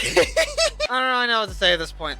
I've pretty much said all that I know. Camera shut to nothing. You know what? That kind of explains it. And now Vance Archer, punch, punch, punch, punch, punch, punch, punch. I'm losing it, dude. I cut out the crash moments now because I just don't say anything anymore. Like, I would love to talk more shit about this game, but I really just don't. I'm used to the crashes. Is it Stockholm Syndrome? Yes. Do I care? Yes. But not enough to actually, like, go, wee. Face. And that's JTG doing his JTG thing, because I don't know what it's actually called or if that even has a name. It's like he's doing the Jeff Hardy thing, but faster. And now JTG just fucking slamming him, and oh, he's just going for what? Wait a minute, JTG? Oh my, okay, he just immediately showing Evan up. Fuck that guy, reverse DDT. Now going after JTG as well. He doesn't want any enemies of his to get the upper hand against him through means of supporting each other. Although I'm sure JTG and Evan Bourne wouldn't work together for too long anyways, because, you know, Evan Bourne betrayed Kofi Kingston. No, wait, Kofi betrayed... Man, I almost blamed the wrong person for that. Sorry, Kofi betrayed Evan. If you wonder how I forgot that since I got so fucking mad about it, it's because it's been a month, alright? Leave me alone. Year of the Ultimate Universe mode. Also the Year of the Ultimate Universe mode just fucking immediately has to take 3 weeks off because fuck me. Anyways, is Vance just gonna win off that? Oh yeah, he did. I mean, I like his fucking signature more than his finisher anyway, so. And Vance Archer celebrates. But wait a minute, of course. Never done is Vance Archer stomp. Multiple stomps to JTG, because why not? Maybe he was mad that Evan Bourne tried to interfere in the match. Vance Archer is now number 8 in the world title scene over Evan. Ew. And he's number 4 in the IC title scene over Christian. Ew. And up next, it's Jake the Snake Roberts versus Vladimir Kozlov. And then we have his opponent, or I guess the main event. Somehow, it's Jake the Snake Roberts versus Vladimir Kozlov. Hey, SmackDown General Manager, are you okay? Do you need me to do something about your roster? Because I can do something about it. Okay, I'll get back to you on that. Jake the Snake Roberts and Vladimir Kozlov are goated, apparently, because they got put in the main event instead of The Rock versus David and Taker. Well, what the fuck ever, man. Who am I to say? And then there's his opponent, Vladimir Blue? Hey, he's wearing a dark blue now. Why? I guess it looks good. I mean, it looks good to me. I don't know about you. And for some reason... Oh, wait. So David had a match at the beginning of the show, and then he bought a ticket at the end of the show just to watch Jake the Snake beat the shit out of Vladimir Kozlov, apparently. I was gonna say watch Vlad beat the shit out of Jake, but no, apparently that's wrong. Or is it? Or is it? Genuine questions to be had. Vlad with a massive headbutt. Oh my lordy, lordy, lordy, lord. Headbutt to the man. Vlad is not very fast with it initially, but then he gets fast with it and suddenly you just can't keep up. And wait, what the fuck is Vlad doing? Spin? He's spinning Jake the Snake. That takes immense strength to do that to Jake the... Well, it doesn't take all the strength in the world, but you know, it still does take immense strength, because you have to be able to do it that fast. And that's really fucking fast. Vlad is a strong, strong man. Now Jake goes sending him over the top rope onto the floor, and Jake is gonna use this as an excuse to taunt on him. The cockiness of him is just put on full display. And a big fucking whoop-de and a big fucking finally, dude, and he got folded like an omelet. Vlad and Jake are just kind of going back and forth at this point. Jesus. And now the clothesline of the century, just taunting on Jake the Snake, exactly like he did to him. Can we hurry this up, please? A headbutt to Jake the Snake and a massive belly to belly onto the other side of the ring. But Jake immediately goes back in the ring, but that might have been the biggest mistake of the night, because he gets hit with a fucking choke slam. And that's gotta be it. That's 1, that's 2, that's 3. Vladimir Kozlov has defeated Jake the Snake. John Cena? Okay, that doesn't matter. That's good. Okay, well, that barely matters. So it's Matt Hardy versus Ezekiel Jackson with John Cena. And we welcome you back live to Monday Night Raw in Montreal, Quebec, Canada. And Matt Hardy has a bit of a problem tonight. He's facing not only the ultra-powerful okay, he's not that powerful, but he is powerful, Ezekiel Jackson. And in Jackson's corner is John Cena. Why? I don't know. Genuinely, I have a fucking shit's ass of a clue. But there he is, Ezekiel Jackson. This man isn't really shy about destruction and domination. But one thing that he hasn't had is a good friend. He betrayed Justin Gabriel, but who happened to be on his team that night? That's right, it was John Cena. And John Cena is Ezekiel Jackson's real friend. So he proves that tonight by letting him manage him. Don't ask how this makes sense, I don't really know either. But hey, look, it's MVP taunting Matt Hardy once again. And Matt Hardy somehow just... What the hell? Matt is just taunting. He does not care. He sees Matt and Cena in the show tonight, and he goes, yeah, I'm gonna do this. Matt Hardy is just surrounded by enemies on all sides. In the crowd, he's got enemies. Out ringside, he's got enemies. In the ring, he's got his opponent and enemy, Ezekiel Jackson. There is nowhere that Matt Hardy can run, and there is nowhere that he is gonna be tonight. And that is a Uranagi straight to Matt Hardy. Wait a minute. Pulling him back up, going for a DDT, but Matt Hardy resists just like everyone else resists his fucking things. Now Matt Hardy getting distracted by Cena leads to another Uranagi-like move. And I think that's it. I think Matt Hardy's out. Yep. 1, 2, 3. Matt Hardy loses to Ezekiel Jackson. And I think that's the quickest Ezekiel Jackson's ever won a match. In no fair share to his allies MVP and John Cena. Are the MVPs gonna get back together? They have the same fucking enemies, apparently. Shit. Did they become friends? No, they just made worse enemies out of each other. But MVP went above Luke Gallows, and Ezekiel Jackson went above Cody Rhodes and Drew McIntyre. So we're getting somewhere here. Anyways, oh yeah, I get to skip this. Well, Michelle McCool got involved in the match and tried to change the outcome, but she was largely unsuccessful. I'm surprised she just didn't beat the shit out of either of them. That also made them enemies. We're about to get the Nikki Brie Bella feud fucking 6 years early. What the fuck? Anyways, it's Cody Rhodes versus Terry Funk. And we welcome you back to Monday Night Raw, and the Funkster is on Monday Night Raw. That's right, Terry Funk is fighting Cody Rhodes on Raw. And you may be wondering, where's Randy? Where's Batista? Where's Punk? Well, Randy and Punk kind of got a little knickknacks from the cage. I mean, falling basically all the way off a cage isn't gonna do you wonders for your back. Randy's resting up, and I actually don't know where Punk is, but considering that he won the Unified Tag Match on SmackDown last week, I'm assuming for a second that CM Punk is probably not gonna fight until bragging rights to preserve his energy. So that's where they are. And Batista, I don't know. Wait a minute, though. Cody Rhodes is coming out of the ring and he's attacking Terry Funk. Okay, didn't expect that. Well, no, I did expect that out of you. Cody, though, scratching his nose and kneeing him directly in the face. Now going all the way around, but wait a minute. That didn't work out. But wait, this did the fucking DDT. Cody hits the DDT on Terry Funk. And wait a minute. Is that it? 1, 2... Cody gets the job done. Who needs to cross the road when you could just DDT him and get him over the road? But yeah, Cody beat Terry Funk. What else can I really say? He just attacked him. This is probably the shortest episode of Raw in a fucking minute. And this is the go-home show for bragging rights. Terry Funk and Cody Rhodes have a worse relationship. I can only guess why. Cody is now above MVP, Luke Gallows, and Mark Henry. And where's Terry Funk? I don't know. He's just gone. Anyways, it is Edge versus Sheamus. Winner gets to go into the 6-man tag match at bragging rights. And tonight, Sheamus in the main event goes one-on-one with the man he's been wanting to fight for ages now. Sheamus has attacked Edge several times with a steel pipe. And after so many months of waiting patiently and not really doing anything with Edge and Sheamus now fight, and they fight with that prize on the line. Whoever wins this match will be in the 6-man tag match as the team leader of Monday Night Raw. So will Sheamus... Okay, I'll talk about it more with Edge, I guess.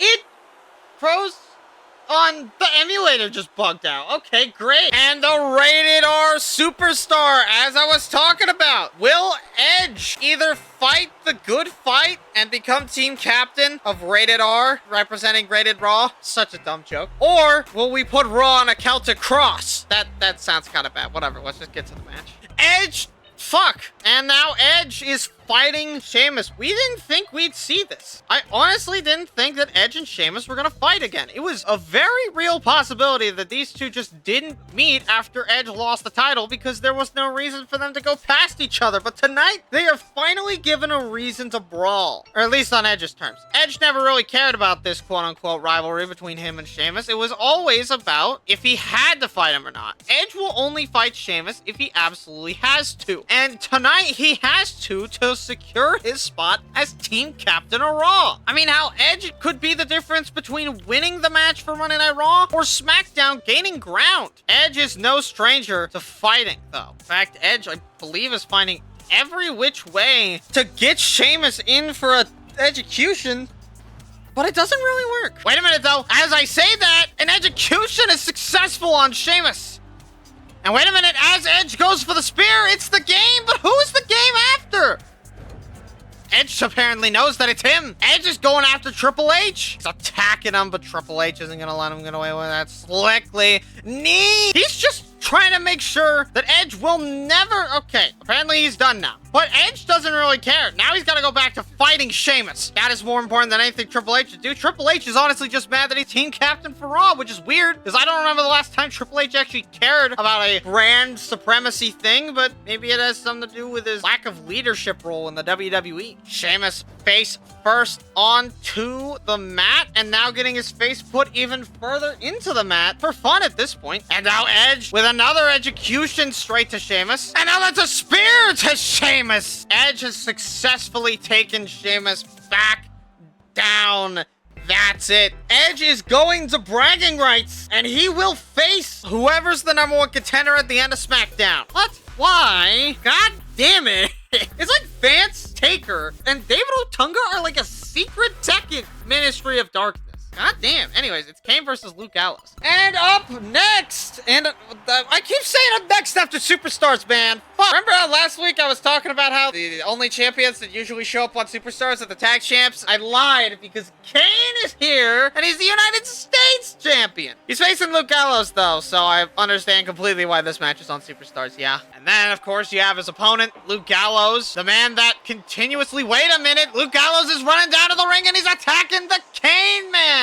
The man that shoots fire. Yeah, this is a good idea. Yeah, let's just take the guy that can turn me into a fireball. Immediately. Wait. No. Kane is down instead. And Luke Gallows is actually doing a pretty good job at dodging the offense. Oh my God. I know where this is going. It's into the... Well, not quite into the steps. I mean, he did roll into the steps, but like not really anything outside of that. Kane is taking apart the announce table. He might have a massive plan. Wait a minute. Okay. God damn. No, it's a body slam. And now this count of 7, two got to get back into the ring. And that they do. Perfectly fine. A little disappointing that we didn't get to see Kane put the Luke Gallows through the Spanish announce table. That is really just the empty announce table. Because we don't have the rights to put the fucking Spanish commentators in the game. No, seriously. They should put commentators in multiple languages in the game. I think that'd be cool, because right now you can only hear the fucking commentators for the men's. There's no alternate commentary languages. I think it'd be pretty cool if you could have, like, multiple different commentators in like, 2K27, because it's probably not in 2K26. Otherwise, they would have announced it already. Where you could have the Spanish announce team, or the French announce team, because they tend to show up at shows decently often, or at least they used to. The problem would be recording so many different voice lines for a completely different language, and who would do that at, like, 2K? It would take a whole nother bit of development. But full Nelson. Luke Gallows punching him off, but that's just a... What? Anyways, that's Luke Gallows with a massive... Getting massively sidewalk slammed, and that's a choke slam. But no, it's a back bump. It's just a back bump for Luke Gallows. I seriously don't understand. Wait, no! He got him at what? Boy, I don't think Kane cares. It's a choke slam on the fucking floor. But Luke Gallows immediately gets up. Luke Gallows, it seems that attack has made him a little bit more excessive. Okay, never mind. Kane is just adding more damage to power. But he can't get Luke Gallows to stay down. Every time he goes to pick him up, Luke Gallows just gets back up. Now doing the only thing he can think to do. Kane, wait a minute, going up top, and that's a flying... kick. And now the fans are actually chanting for Luke Gallows. Why? Why would you chant for this? Oh, the throat. Kane is gonna try this again. The perfect standing setup with a diving clothesline, and he took it like a roller. But wait a minute, he's not it. It's a Luke Gallows special of getting absolutely folded by the United States champion and proving every single other week why he shouldn't be the number 3 contender for the United States Championship, and that's a choke slam. Kane does have to drag him out of the way of the ropes, but it's fine because Luke Gallows does not take advantage of that fact, and it's over. Kane beats Luke Gallows. Yeah, that's Kane for you. Don't poke the bear, and you're good. But Kane's a bear, and Luke Gallows just poked him. Their relationship got worse. Kane went above Rey Mysterio. Batista went above Drew for some reason. Anyways, it's Christian versus Vance Archer, and Vance Archer has David Otunga in his corner. Are any of these people fucking friends with each other? No. They're not friends, but yet they keep teaming together like they are. And up next, Christian. Another uphill battle against Vance Archer. Dude, I can't believe that Christian keeps getting cucked like this. Christian is not only facing Vance Archer, but David's in his corner again. And as we all know, Christian's the guinea pig. Whenever Vance has a friend, Christian's the guy that Vance tests him out on. And it seems Vance wants additional testing for David Otunga. Speaking of which, David Otunga last week on SmackDown finished the story. Vance Archer and David Otunga are coming out here. And, well, I think Vance Archer's in a pretty good spot. Not the best, not the worst. Could fight for the IC title, but I don't think anybody would mind if he did. Didn't. And David Otunga, what? Oh. Well, the Nexus symbol is what the fuck is happening to his eyes? The Nexus symbol is white and his trunks have been made yellow. I didn't even know they had a design. I thought they were just plain black trunks. So yeah, Vance Archer might be possessed about as much as Cody was like a month ago. Is he possessed? And I can't get a good look at it. It doesn't look like he is. You know what? I'm gonna check on the highlight reel. Oh. He's only possessed up close. And David Otunga might get in the way of the splash. Oh, he clipped Christian. Now he's getting thrown in the ring. Hurricane Rana onto Christian. Vance Archer, oh my God, is slammed directly onto the floor. Remember, the floor is still a little bit more dangerous than most people were willing to admit in this company. It is still much worse than some other methods. The ref telling them to get into the ring, and listening is apparently a part of the job. Oh God, here we go again. Christian getting flipped all the way over. But Christian gets up from it. Picking Christian up and doing a massive slam. And he's going for the pin off of that. Just one, that's two, that's three. Oh my God. Vance Archer wins. Is there a fucking tiger on David's back? What is the design on his fucking trunks? Regardless, Vance and David have pulled another one out. Hot diggity damn damn. Hot diggity damn damn. Vance went above Christian, and Vance is now number 2, which means that he's actually gonna be at bragging rights if nothing changes instead of Kofi. That sucks. SmackDown keeps being in a worst case for himself, but in the meantime, it is Cody Rhodes versus Mark Henry. And in the main event of Thursday Night Superstars, Cody Rhodes is coming back out here with John Cena. These two had a match on Raw where they actually won. Well, no, wait. Cena was with Jackson. So it seems like there's a pretty big syndicate coming around the Acronym Collective. Cody Rhodes, John Cena, Ezekiel Jackson, and MVP. They're all trying to fight the same tag team. But of course, Mark Henry and Matt Hardy aren't gonna take this lying down. In fact, Matt Hardy in particular is pissed. The second that they lose those tag titles, Mark and Matt are going back after him. Because I damn well think Matt is not going to let MVP get away with ruining his tag dreams by not giving him the fucking title. But I also think Mark has a plan. I don't think Mark Henry's just gonna let MVP get all that shit done sitting down and not get any retaliation. We're gonna see some bullshit at bragging rights, let me tell you. But in the meantime, it seems that this is Mark Henry's prep time, and Cody Rhodes is already leaving. Are you serious? And he was trying to grab him. How the fuck did he get him below the ropes? Oh, now he's dancing. And now Mark Henry pulling Cody off the thing, off of the apron. I don't know why I called it the thing. Okay, I haven't missed that in a minute. God damn. Yeah, that's right. I'm not fucking immortal. Watch the fucking short on why I don't let the CPUs control the ultimate. Okay, damn. Okay, damn. I'll stop fucking trying. I'll stop advertising mid-match. I'm sorry. God damn. I didn't know you guys were so against mid-match ads for shorts. What the fuck? Why did you elbow? Cody's trying to tell Mark he's dead while he's fucking up and walking around. Dude, get your shit together, Cody. Quite literally in this case, because you're probably shitting yourself because you're fighting Mark Henry and you're losing badly. I mean, don't get me wrong, he's not throwing you around.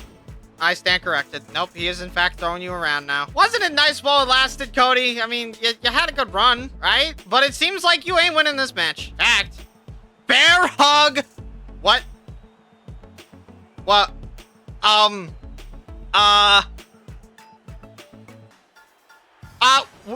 What? What? What? What? Yeah, Cody loses. I think I just got the best possible glitch ever. Yeah, I would have a worse relationship with Mark Henry too after that one, Cody. I agree, that was bullshit. That moved MVP above Luke Gallows. Let's move on to SmackDown. What the fuck? It's Vance and Chris. It's the fucking fart. Why is the fart there with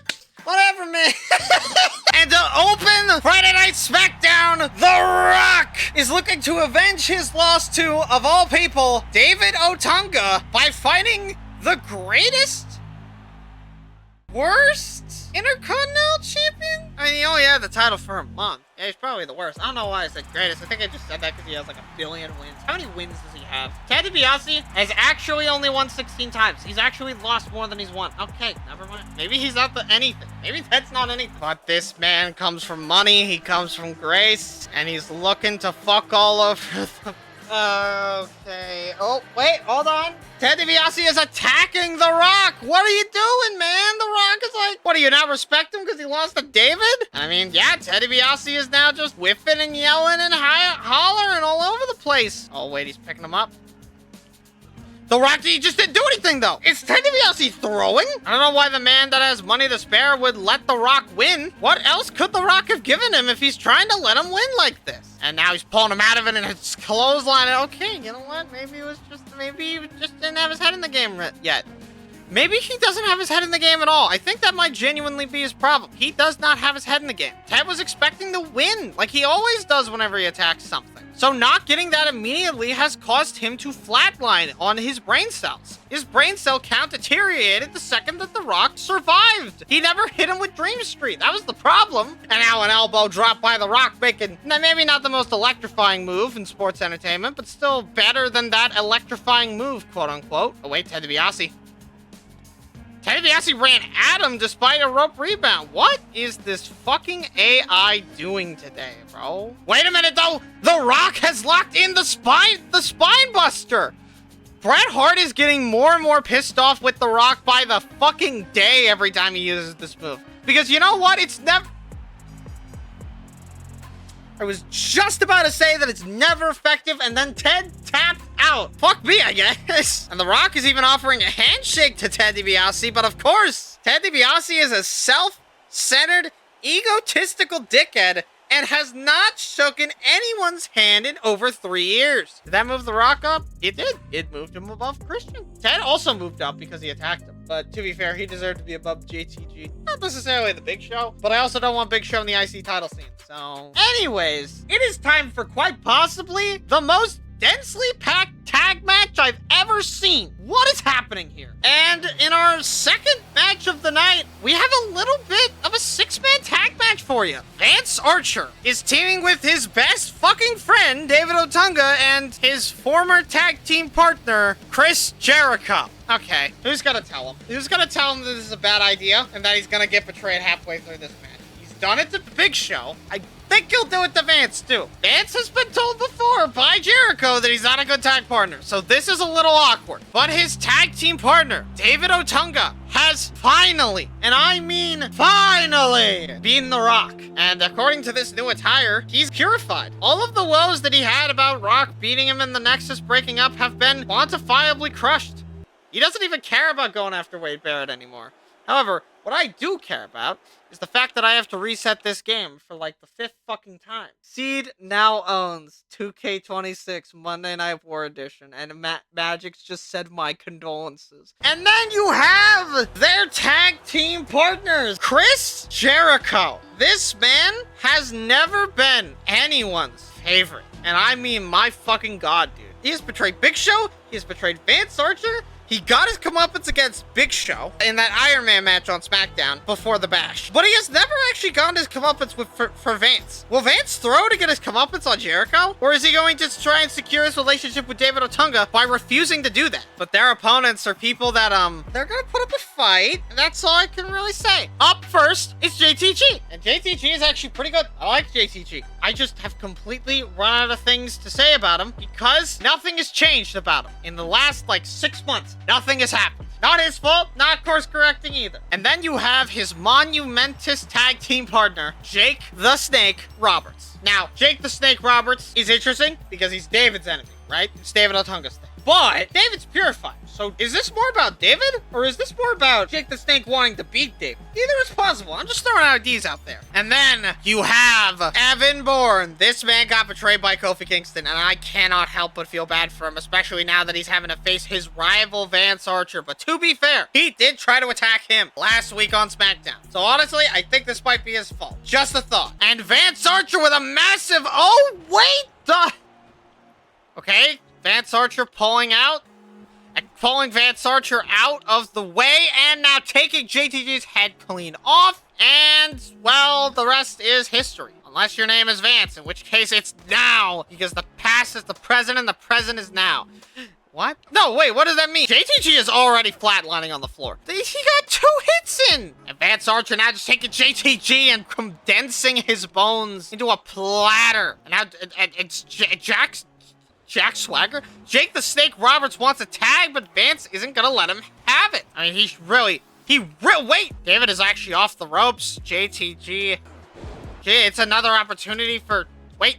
He's rolling out of the ring on Harm's way, and he decides, fuck it, might as well tag in David Otunga. So here comes David Otunga with the knee! And the knee, the elbow, no, this is an elbow, not a knee. What am I doing? Sorry, I'm getting my Jake the Snake Robertses and Jack Swaggers mixed up, along with which body parts they use for offense. My bad. But the elbow, okay, he didn't, okay, he's throwing the elbow around to Lucy, as opposed to Goosey, which is better somehow. Back suplex is officially dense. Dense in the bones of the concoction. The elbow drop by Jake the Snake. An elbow. A knee. I fucking god damn it. I can't get my body parts straight. What the fuck? What is going on? What is... Help! Help! Okay, thank you, Vance Archer. Chris Jericho, get out of the ring. I can't fucking win with Jake the Snake, man. Jericho, get the fuck in the corner. Dude, they're shuffling around like fucking baby birds in the goddamn nest trying to find comfort. I can't get a single fucking move off on Jake the Snake either, by the way. Okay, wait, there we go. Belly to belly by David Otunga. Wait a minute. Things are looking up. And wait a minute. That's the fucking sky high verdict. Wait a minute. That's it. Is that it? Is that it? That's it. Okay, David pins Jake to win this 6-man tag. Jericho didn't even get tagged in. Who needs to worry about betraying one's trust when you could just not tag him in? Fair enough. That made David and Jake's relationship worse, and Vance and JTG's. Vance went above Zach and Christian. Wade Barrett went above, I'm presuming, JTG? Yeah, because JTG went down the IC title scene as well. Head's now above him. And in our third match on SmackDown, we have a women's triple threat match. Why I say triple threat and not number one contenders? Well, because as we already fucking know, number one contender matches don't actually matter for this month, except the tag titles. So, hooray! But up next, it is Eve Torres, and she is coming out wearing red. A little bit of her attire is unmatched. What the fuck is the point of that? Seriously, I've never understood what the point of that is. Is it to be hot? Covering half of your ass cheeks with your small ass hands is not hot, okay? Maybe it means something, and I just don't know it. If that's the case, I'm sorry. And then, of course, you have Natalia, the Heart Foundation member. Quite possibly the only member of this godforsaken faction that actually fucking does anything. And apparently puts fucking bandages. Are those bandages? They might just be tape. She put tape on her arm. I don't know why, okay? And now Natalia is, Can I get an instant fucking replay of what happened there? Oh, Eve did a drop kick. Fuck you for making me think you both got hit with the same move. But Natalia is seemingly dominating the, opening ends of this match here. Kiss my ass, Eve! Stop your bullshit! Eve is again being bullied on the ropes by Natalia. It seems Natalia has something against Eve in general. Oh. Okay, it seems that both of these women just have something against Eve. Eve is not having fun tonight. The leg drop? You did a leg drop into a fucking flying forearm? Even AJ Styles wouldn't do that. Sorry, someone wouldn't do that against AJ Styles with an Alabama slam onto Eve. Now, fucking Maurice slamming Natalia's face into the mat twice. What the fuck is your problem? Natalia, now take it. What the fuck are you doing, Maurice? God damn. Now, fucking Natalia is bending all of Eve's limbs. Because, wait a minute. Natalia has Maurice in the sharpshooter, but Eve might be getting up here in a second. Maurice has to tap out like right now or else Eve is just gonna get up and ruin this. But wait, Maurice isn't even done. Maurice doesn't tap out to the sharpshooter. What? And now the fans are chanting for Maurice for some reason. What? Bitch! Bitch? Bitch? Okay, I pushed it into the ropes. Why was the cutscene not activating? Hello, game? This isn't WWE 12 yet. You can't just not give me a cutscene. And now Natalia is just bending Maurice in all the right places. And by that, I mean everywhere that isn't supposed to be bent. Wait a minute, though. Eve in the rope break. Wait, there's always a plan B going for the pin on Maurice, the person she just stretched their limbs to death. And that counts. I don't make the rules. Natalia wins. That was stupid, though. And Natalia offers a handshake to Maurice, but nothing, because Maurice is a selfish, egotistical dickbag. Stay with me, ladies and gentlemen. So that made Maurice and Natalia enemies, because, yeah. And that made Natalia go above Maurice and Eve. So that's good. Anyways, it's Taker versus Big Show, because why not? And up in our main event, The Undertaker and Big Show run it back one more time, this time with the roles reversed. The last time these two fought, Big Show beat Taker in an Inferno match for the World Heavyweight Championship, but wait a minute, Taker is attacking the champion. Wait a minute, though. Big Show ain't gonna sit down like that. Wait just a goddamn minute. Wait a minute. Oh, God. Big Show on the apron. But Big Show got up immediately. Now, this match is starting off well and proper. Big Show now having to fight an onslaught. But Big Show knows Taker by this point. He knows that Taker is going, what he's gonna do and how he's gonna do it. So this is a much harder battle for Taker. But Taker using in-ring psychology, the veterancy. Taker has been around for far longer than the Big Show has. Even if it's only by about a decade, it is still longer than Big Show has been around. And wait a minute, Big Show, that's a massive choke slam straight to him. Chris Jericho. Who the fuck is Chris Jericho out here to face? It's probably Taker and Big Show, if I had to guess. Taker isn't gonna Jericho do that to him. And a massive big no to Jericho. Throwing him into the steel steps. Now the odds become impossible for Jericho to mount up. And a massive big boot to the man. And Jericho is running away. But Big Show turned around. What the fuck? It's fine. Taker is one of the best strikers in the game, and he's willing to recover from any one particular thing. And the fans are now chanting that Show's gonna kill The Undertaker, which is far from the case, because right now it looks like Taker is trying to kill the Big Show. Wait a minute, that's a goddamn choke slam. That's a goddamn choke slam, but the two elbows get him off of him for now. But wait a minute, grabbing the arm and then immediately hitting him with yet another choke slam. But now the fans are riling behind the Big Show. They want this man to win. But no, it seems like Taker is on a man-made mission to hit the Big Show with his last ride. And that is it for Big Show. Taker has defeated the Big Show just 2 days before bragging rights. What does this mean for bragging rights? Will Big Show lose to Shawn Michaels? Will The Undertaker prevail in leading his team to victory? We'll find out. Tonight on Bragging Rights, we have a very special pay-per-view. Batista goes against Christian in the fan-voted match. The Acronym Collective faces the Straight Edge Society for the Tag Team Championships. Michelle McCool and Beth Phoenix go one-on-one for the first time in 7 months. Kane faces Primo, United States Champion versus Intercontinental Champion. Team Raw will face Team SmackDown. And in the main event, Shawn Michaels will take on the Big Show in an Inferno match.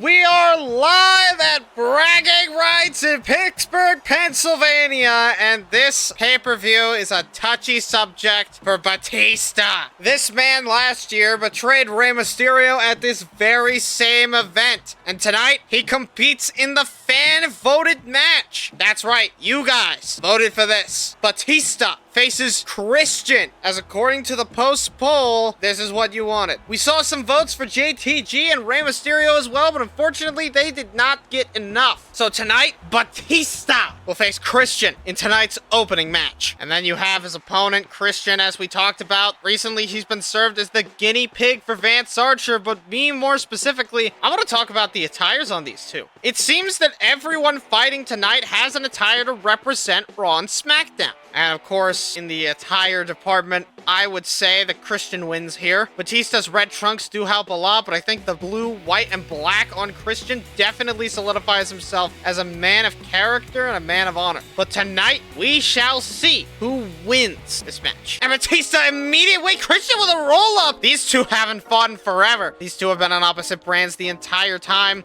Oh, but Christian immediately foiling. You gotta remember, Christian and Batista, I actually don't know if these two have any history, but they probably fought at least once. Batista just immediately trying to Batista's trying to rush down Christian, but Christian keeps attacking him and foiling his plans. Batista hasn't seen that much action on Monday Night Raw so far, seeming underutilized by this point, but fucking Christian has been used a lot. The problem is that he's been used on SmackDown to facilitate others' desires, and he's mainly just here to fight. And that's exactly what he's gonna get Batista with an ankle lock on Christian, but he lets go of it. Why would Batista do such a thing? What advantage does that serve to let Christian walk away?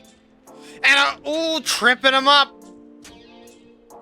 Now just rolling out of harm's way. Christian getting cocky, but it's not working out well for him. And it's a little bit of a thrower. Now Christian is dead on the floor, and we get to see these two have a massive, massive match. Batista just hucking Christian around the ring at this point. There's not a lot that Christian can do in this one if he doesn't start fighting back and getting up, and it seems like he isn't. But wait a minute. But wait, ooh. Now pick Christian up, but Christian with the little head breaker. And wait a minute, snapmare. Big boot! Now Batista picking him up. Wait just a damn minute. Oh, that's a flip over by Christian. Batista tries, goes for it again. But Christian again flips him over. Wait, he caught the leg? Is that gonna be enough? Batista did it. He's got it. Is that it for Christian? 1, 2.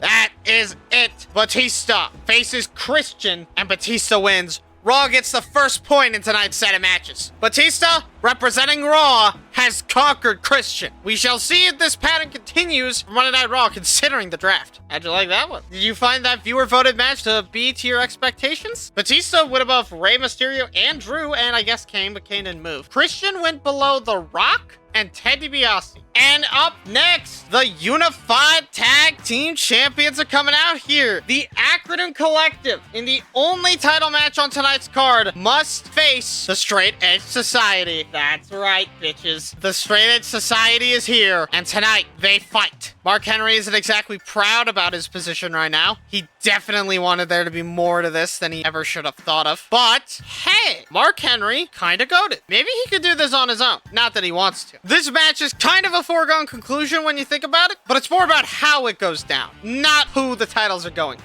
And then, of course, you have his opponent, MVP. And this, whoa, MVP looking sick.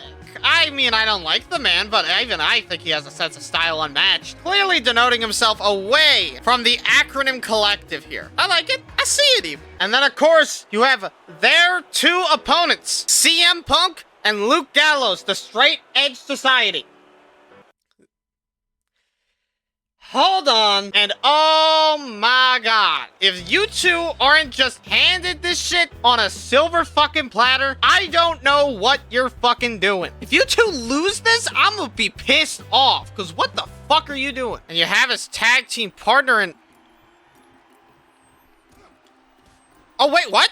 He's just he's punching MVP. Is this Mark Henry's entire plan? Getting right next to CM Punk without actually going nowhere. Oh, Luke Gallows. He's letting the Straight Edge Society take care of this one when possible, but he's also not afraid to get involved when necessary. CM Punk is trying to fight him. Wait, CM Punk going for a pedigree, but no. Now CM Punk can need. Wait, MVP with a massive punch. MVP's actually doing pretty well in this match.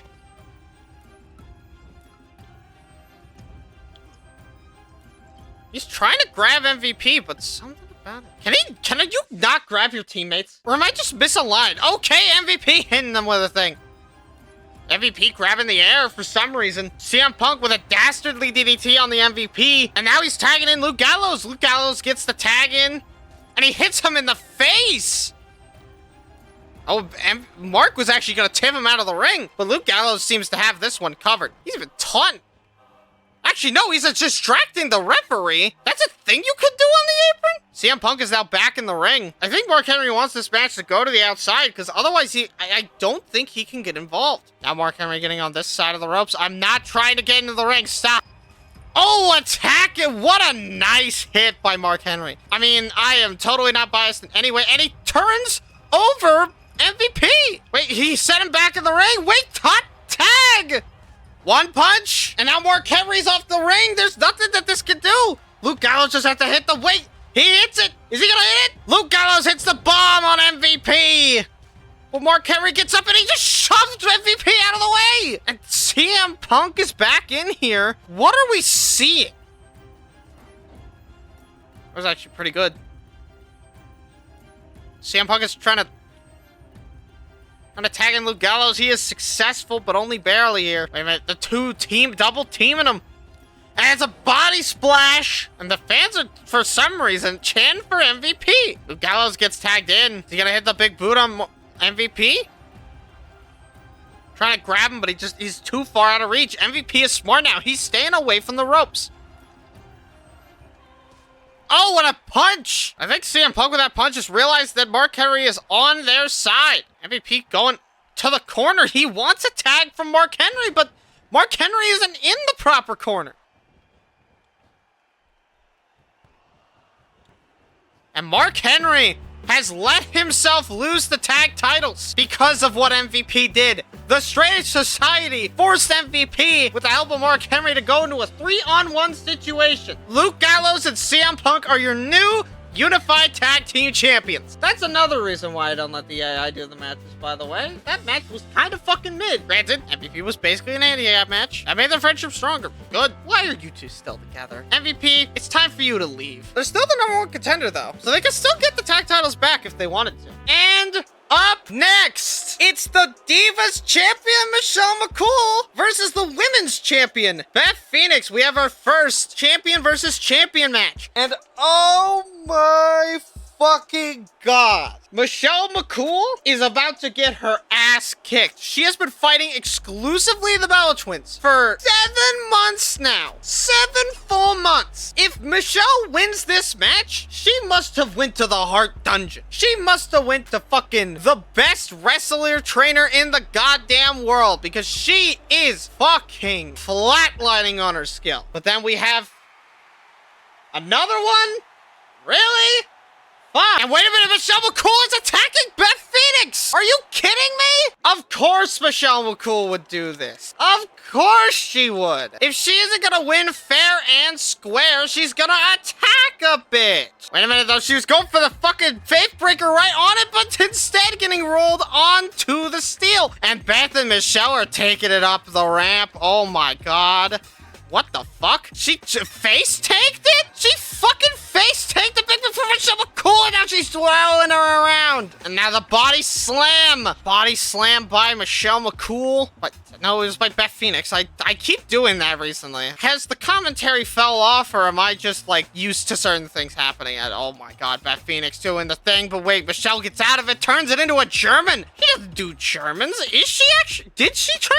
Multiple precautions have been taken into measure to assume that, okay, we just keep taking it up the ramp? When are we gonna get back down to reality land? Seems like we just keep going further and further up the fucking ramp. We're almost to the stage itself. Oh god, right on the fucking stage. We're on the stage now. Bragging rights is here. This is what it's all about. These two didn't like each other when they left, and this may be the only opportunity they get to fight this year. So they are gonna brawl wherever. It's very dangerous for Beth Phoenix and Michelle to be up here, but it's dangerous for anybody. Power bomb by Beth Phoenix, but a face plant by Michelle McCool. And at this point, you just gotta think about getting them back to what the hell are we doing? Reverse DDT!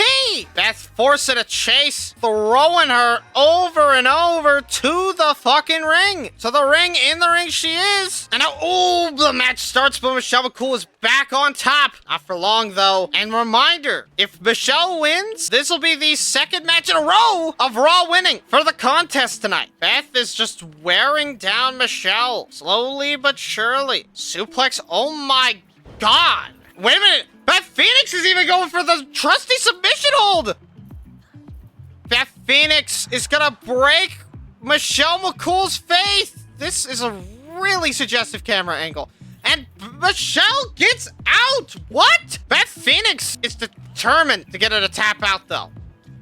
But Michelle is just not going down anytime soon. Wait, that suplex, that suplex, that suplex. Boom. And again locking in the submission hold. Beth Phoenix just wants to make Michelle tap out. That's all she wants. But Michelle keeps resisting. And it's a tough, tough battle if that's the case. Wait a minute, just punching Michelle McCool's head clean off of her fucking shoulders. Trying to go after every body part possible now. Trying to make Michelle's life a living hell for the hell that she has caused for the Bella twins. And Michelle sucks getting chanted in the crowd. My God, a crossbody misses, and Michelle takes that as an opportunity to divide and conquer. And this must fuel the flames of Michelle McCool. I would hope it does. And Beth Phoenix. And Maurice! Wait! Maurice is invading this match! After everything that these two have gone through, Maurice just wants a title match against Beth Phoenix, and Michelle tapped out! Are you kidding me? And now even Beth Phoenix is pissed. She's attacking Maurice. I can't believe Maurice would do such a thing. Well, no, I can't believe it. It's actually very plausible that she does it, but in the bragging rights match? Betray her own brand? And it seems that she's completely gone toward a backbreaker. Michelle McCool has been bought some time, and that apparently allows her to get off this suplex willy fucking nilly, and one more time. One more time. And the fans are telling her to tap out. They want her gone just as much as the next person, and she's out. Beth Phoenix beats Michelle McCool 1-1. Beth Phoenix represents SmackDown on the wins. Batista represents Raw on the choice side. That made Michelle McCool and Beth Phoenix relationship get worse. And up next, it is the United States versus Intercontinental Championship clash. Kane representing the Raw brand, and Primo attacks Kane. God damn it, these two. I can't stand SmackDown. The level of disrespect SmackDown must have to put all their champions to go after Raws is something fierce. But Kane isn't going to take this one just lying down. Remember, he's been the most dominant U.S. champion Raw has seen in decades. Or I guess ever, because Raw didn't have the U.S. title for like years. Around. Kane turns himself around to turn Primo around. Primo turns Kane around. Kane just turns himself around, then turns Primo around him, and okay. Into the... Okay, barely missing the barricade, but you get the idea, and Primo is just not in it. This is not Primo's match tonight. Someone just told Kane to get him. I would agree. This man deserves all the pain and the punishment that you could ever foresee onto the universe. Kane absolutely dominating Primo at this point. I don't think anybody on the SmackDown roster was able to stand up to Kane. He threw him into the ring post. But Primo is finally starting to get his own back in this match. It's a Hurricane Rana. And now Kane has made Primo unresponsive on the floor. He's still getting up, but how fast is he going to be able to keep that up? Kane even taking apart the announce table now. I have a feeling at a certain point just to feel something. Body slam through the announce table. Yes, it is. And now unpadded flooring is also exposed. And now the arm trap body slam onto that unpadded floor. Jesus Christ. And speaking of Jesus Christ, that's the sidewalk slam on the outside. Okay, now throwing him inside the ring. And this match, oh, it might just be over. It's over before it even gets started. That is a massive choke slam straight to Primo, and that's one, that's two, that's it. Kane has beaten Primo. What? That's what you get for attacking the man named Kane. Jesus Christ. An absolute brutalization of our IC champ. Well, Kane and Primo's relationship got worse because why wouldn't it? Kane is now above Batista, Ray, Andrew. Shockingly enough, he didn't move below the guy. Although Kofi randomly moved below Jericho. And up next, it is the 6-man elimination tag match, famous of bragging rights. And up first, the team captain for Monday Night Raw, the Rated R superstar Edge. This man made a tremendous journey to get here. He was WWE champion until SummerSlam when he lost to current champ Shawn Michaels in an Inferno match. And now, he's team leader of Monday Night Raw. What a good choice for this position. 2 teammates, Enemy Sheamus and MVP. Edge picked a really bad bunch of people to team with him. Oh my god. I mean, I guess he didn't pick him. This is just the luck that he was brought. Then you have his opponent, the Celtic Warrior, Sheamus, and... yeah, Sheamus for you. When it's not green, it looks weird. Maybe that's just me, though. He has had that attire for months at this point, so. And then you have his opponent, no longer the Unified Tag Team Champion, MVP, and, well, he looks a little bit more spiffy now. But he's in it for himself at this point. He ain't balling for anybody else. MVP is now the most valuable player on his own team. At least according to himself, and no one else. Because, you know, he's the guy that betrayed the Acronym Collective. He's not even a part of that faction anymore. They're officially done. They kicked him out. And then you have his opponent, their opponents, I should say, the team leader for Friday Night SmackDown. The one man that was World Heavyweight Champion for months. And he's wearing a bandana. What the fuck? And then you have his tag team partner here, Zack Ryder, and oh my god, whoever designed SmackDown's attires, because I didn't do this, he's a fucking god. Because everybody looks clean with this attire design. Gold accents on Zack Ryder? I never thought I'd see the fucking day. And then you have his true opponent, Vance Archer, and there's a little bit of shoulder clipping, but hey, fresh attire, fresh design, I like it. At least he's not wearing fucking white and red anymore. That'd be a little awkward. What about the Hell's Gate? Speaking of which, he hasn't done that in a minute. Where is that?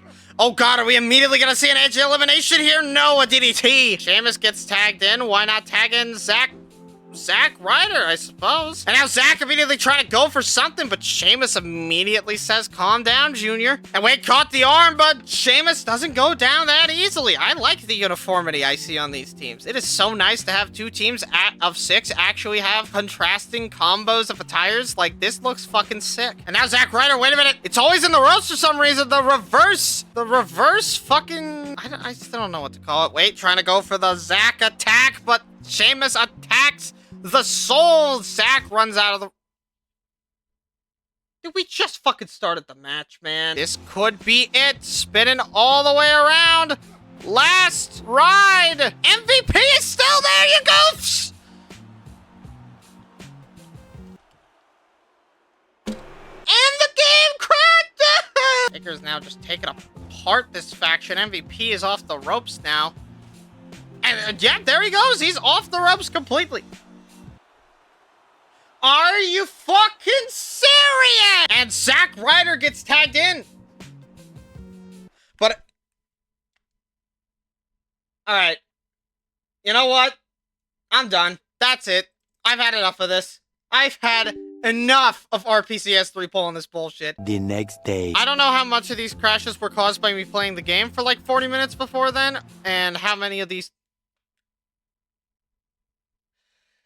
okay, that's it. I've decided. I am engaging in something that I think will help tremendously. Something that might just actually stop it from crashing. You remember back in like the first 2 months or whatever, when I made the game go down to minimum graphics settings? We're doing that again. I don't care anymore. I just want to get this fucking match done. And this is how we're gonna do it. The game simply can't crash if you just have it on minimum graphics settings. And up next, it is finally time for us to get low bitrate. Man, this looks horrible. It looks like I'm playing with an 8-bit filter on the game. That's what this looks like. Edge is already not moving. Oh my god. A Taker is just dominating this one. But wait, is that a choke slam on the Edge successful? No, a DDT. It seems that we really are just doing the same match, huh?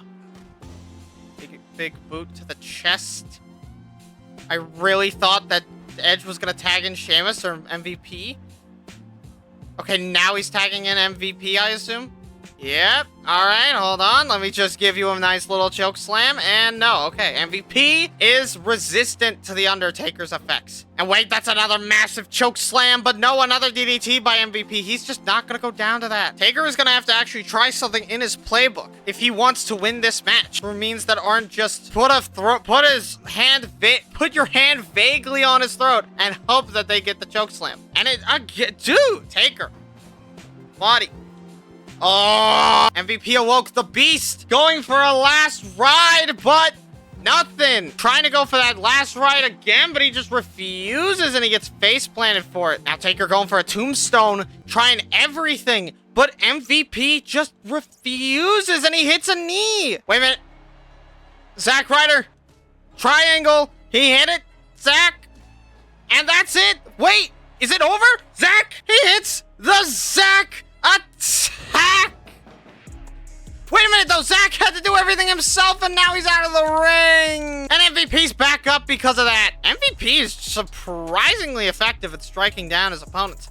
And a massive miss on a clothesline and a knee. Zack just cannot fight MVP. Mind you, MVP has never... Okay, no, he was a United States champion. But he's never been an Intercontinental Champion. Zack has. That's an achievement Zack has over MVP. But the real question is, who's better? Who's really better? In the corner of his teammates, that's a reverse. That. Zack attack time? It's Zack attack time! And wait a minute, is that it? I think that's it. One? Wait, Edge is right there! Come on! But wait, now Edge out of the ring again. Edge sends Zack out of the ring again. And now Zack Ryder choking the life out of MVP. Vance Archer now being in this match is going to absolutely clobber the already down, out, and injured MVP. But the fans are clamoring. They do not want MVP to be the first out, and he's going to tag in. He decided not to tag in. What? MVP slam. He gets slammed, but he gets shoved into the corner. But wait, Vance Archer. Zack gets Edge. Taker sends Sheamus off. And that's one, that's two, and that's three. MVP's out of here. Edge is in next. Vance Archer is still children. He's attacking it. And he's bleeding, and Vance decides that that's it. It's the time to eliminate Edge. But no, Sheamus breaks up the pin. Now Taker gets tagged in. This is not where Edge wants to be. The 2-3 advantage in this elimination tag match. Taker choke slam. And now the fans are dual chanting for Taker and Edge. They just want to see this match happen. But now Taker needs time to recover. In comes Zack Ryder. None of these men are doing the best for wear, but they are damn sure doing. No member of this 6-man tag match has gone for a pin in this match. Wait, and as I say that, the execution gets locked in. But Vance Archer breaks up the pin before anything dangerous can happen. Escaping. Bouncing his head off the rope, and a Russian leg sweep. I don't know why that's a groggy grapple still to this day. I don't know why. Everyone in this match is injured, I think, except for Vance Archer to an extent. What a 6-man tag match we have here. Anyone could lose at any time. That's how bad this match is going. Is Zack out? It could be, but no, Vance Archer, again, the savior of Team SmackDown, breaking up everybody. Edge, I think, was trying to go after Vance Archer. He's getting a little sick of his shit. And do Jill and Jim reminder that Edge is bleeding. You may not be able to see it, but that is what is happening. And wait a minute, Edge, getting in with that reverse. Boom! Edge gets planted, and the knee. The knee! It connects! And he has faith in his tag team partners to go after Sheamus, and Zack beats him. And now it's time for our 1v3. Vance Archer gets tagged in. Sheamus and Taker are fighting on the outside, but Vance isn't waiting for Sheamus to get back in the ring. Vance Archer is picking up Sheamus, but Sheamus says no. It is not his time. Who the hell is getting attacked over there? What? I mean, Sheamus and Vance Archer are going back and forth on, like, hip-related shit. Wait a minute. Vance Archer, oh my God! He's just going for it off of that? What? 1, 2.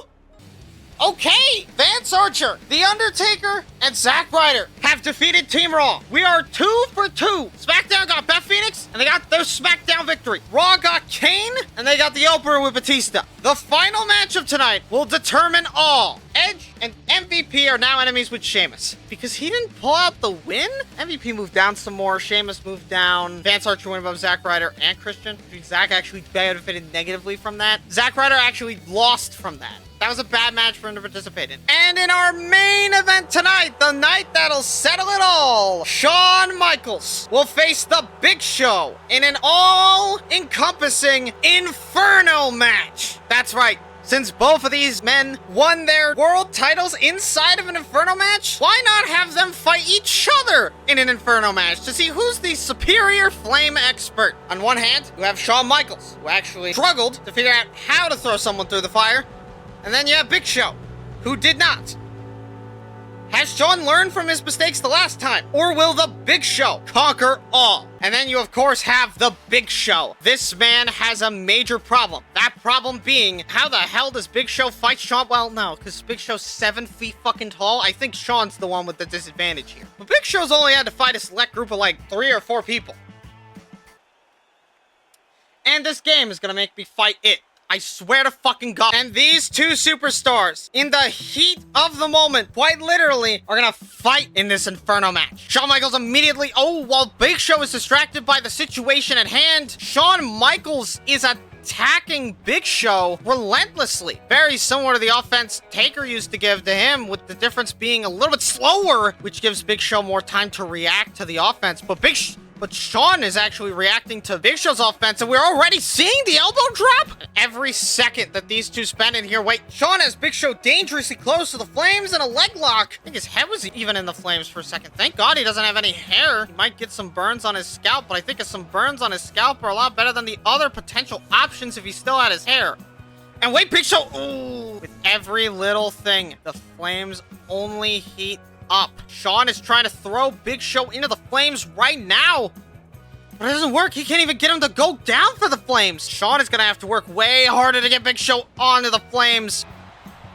He can't go to the corner yet because, again, the flames are too hot. Gonna have to wait till they settle down. That's a disadvantage Shawn Michaels has in this match. This match seems entirely loaded within the favor of the Big Show. But apparently, Shawn has been pretty dominant throughout most of this match, but Big Show starting to mount comeback. Both of these two are world champions. They are no pushover. Don't get it twisted. Got him down. Are you fucking serious? Get down! And Big Show, no, he doesn't hit the drop kick, and now just absolutely trying to tear his spine in half. And now, stop! I want to go for that! That is what I'm trying to do, not anything you're doing. And now Shawn Michaels going for the massivest elbow drop you've ever darn seen. Picking him up, and wait a minute, that's a sweet chin music! Shawn Michaels now having to drag Big Show all the way to the ropes. And is it? Is that it? That's not it! Big Show ain't going down! He tried to hit him with a punch, but Shawn is faster, cleverer. Now stomping on the Big Show. Oh my God, what aggression from Shawn Michaels. He's trying to win, and he is trying to win hard now. Before this, Shawn thought it would just be a game. Big Show in an underdeveloped area of the WWE, the land known as SmackDown. Shawn thought it would be easy. The World Heavyweight Championship considered secondary, but Shawn is now realizing he's going to have to put every ounce of effort into this match or suffer the consequences from treating Big Show like a joke. And now an elbow drop, but a miss. Now the fire's pretty hot. Shawn is going to have to wait this one out. Shawn now telling Big Show to suck it, getting on Triple H's nerves backstage. But I know Big Show flipping him over. Now it's time for the biggest elbow drop. And now Shawn hitting another sweet chin music into the flames. Now Shawn has to actually take Big Show into the fire. Will Big Show come out of the fire? Is it enough? Yes, it is. Big Show and Shawn Michaels have fought.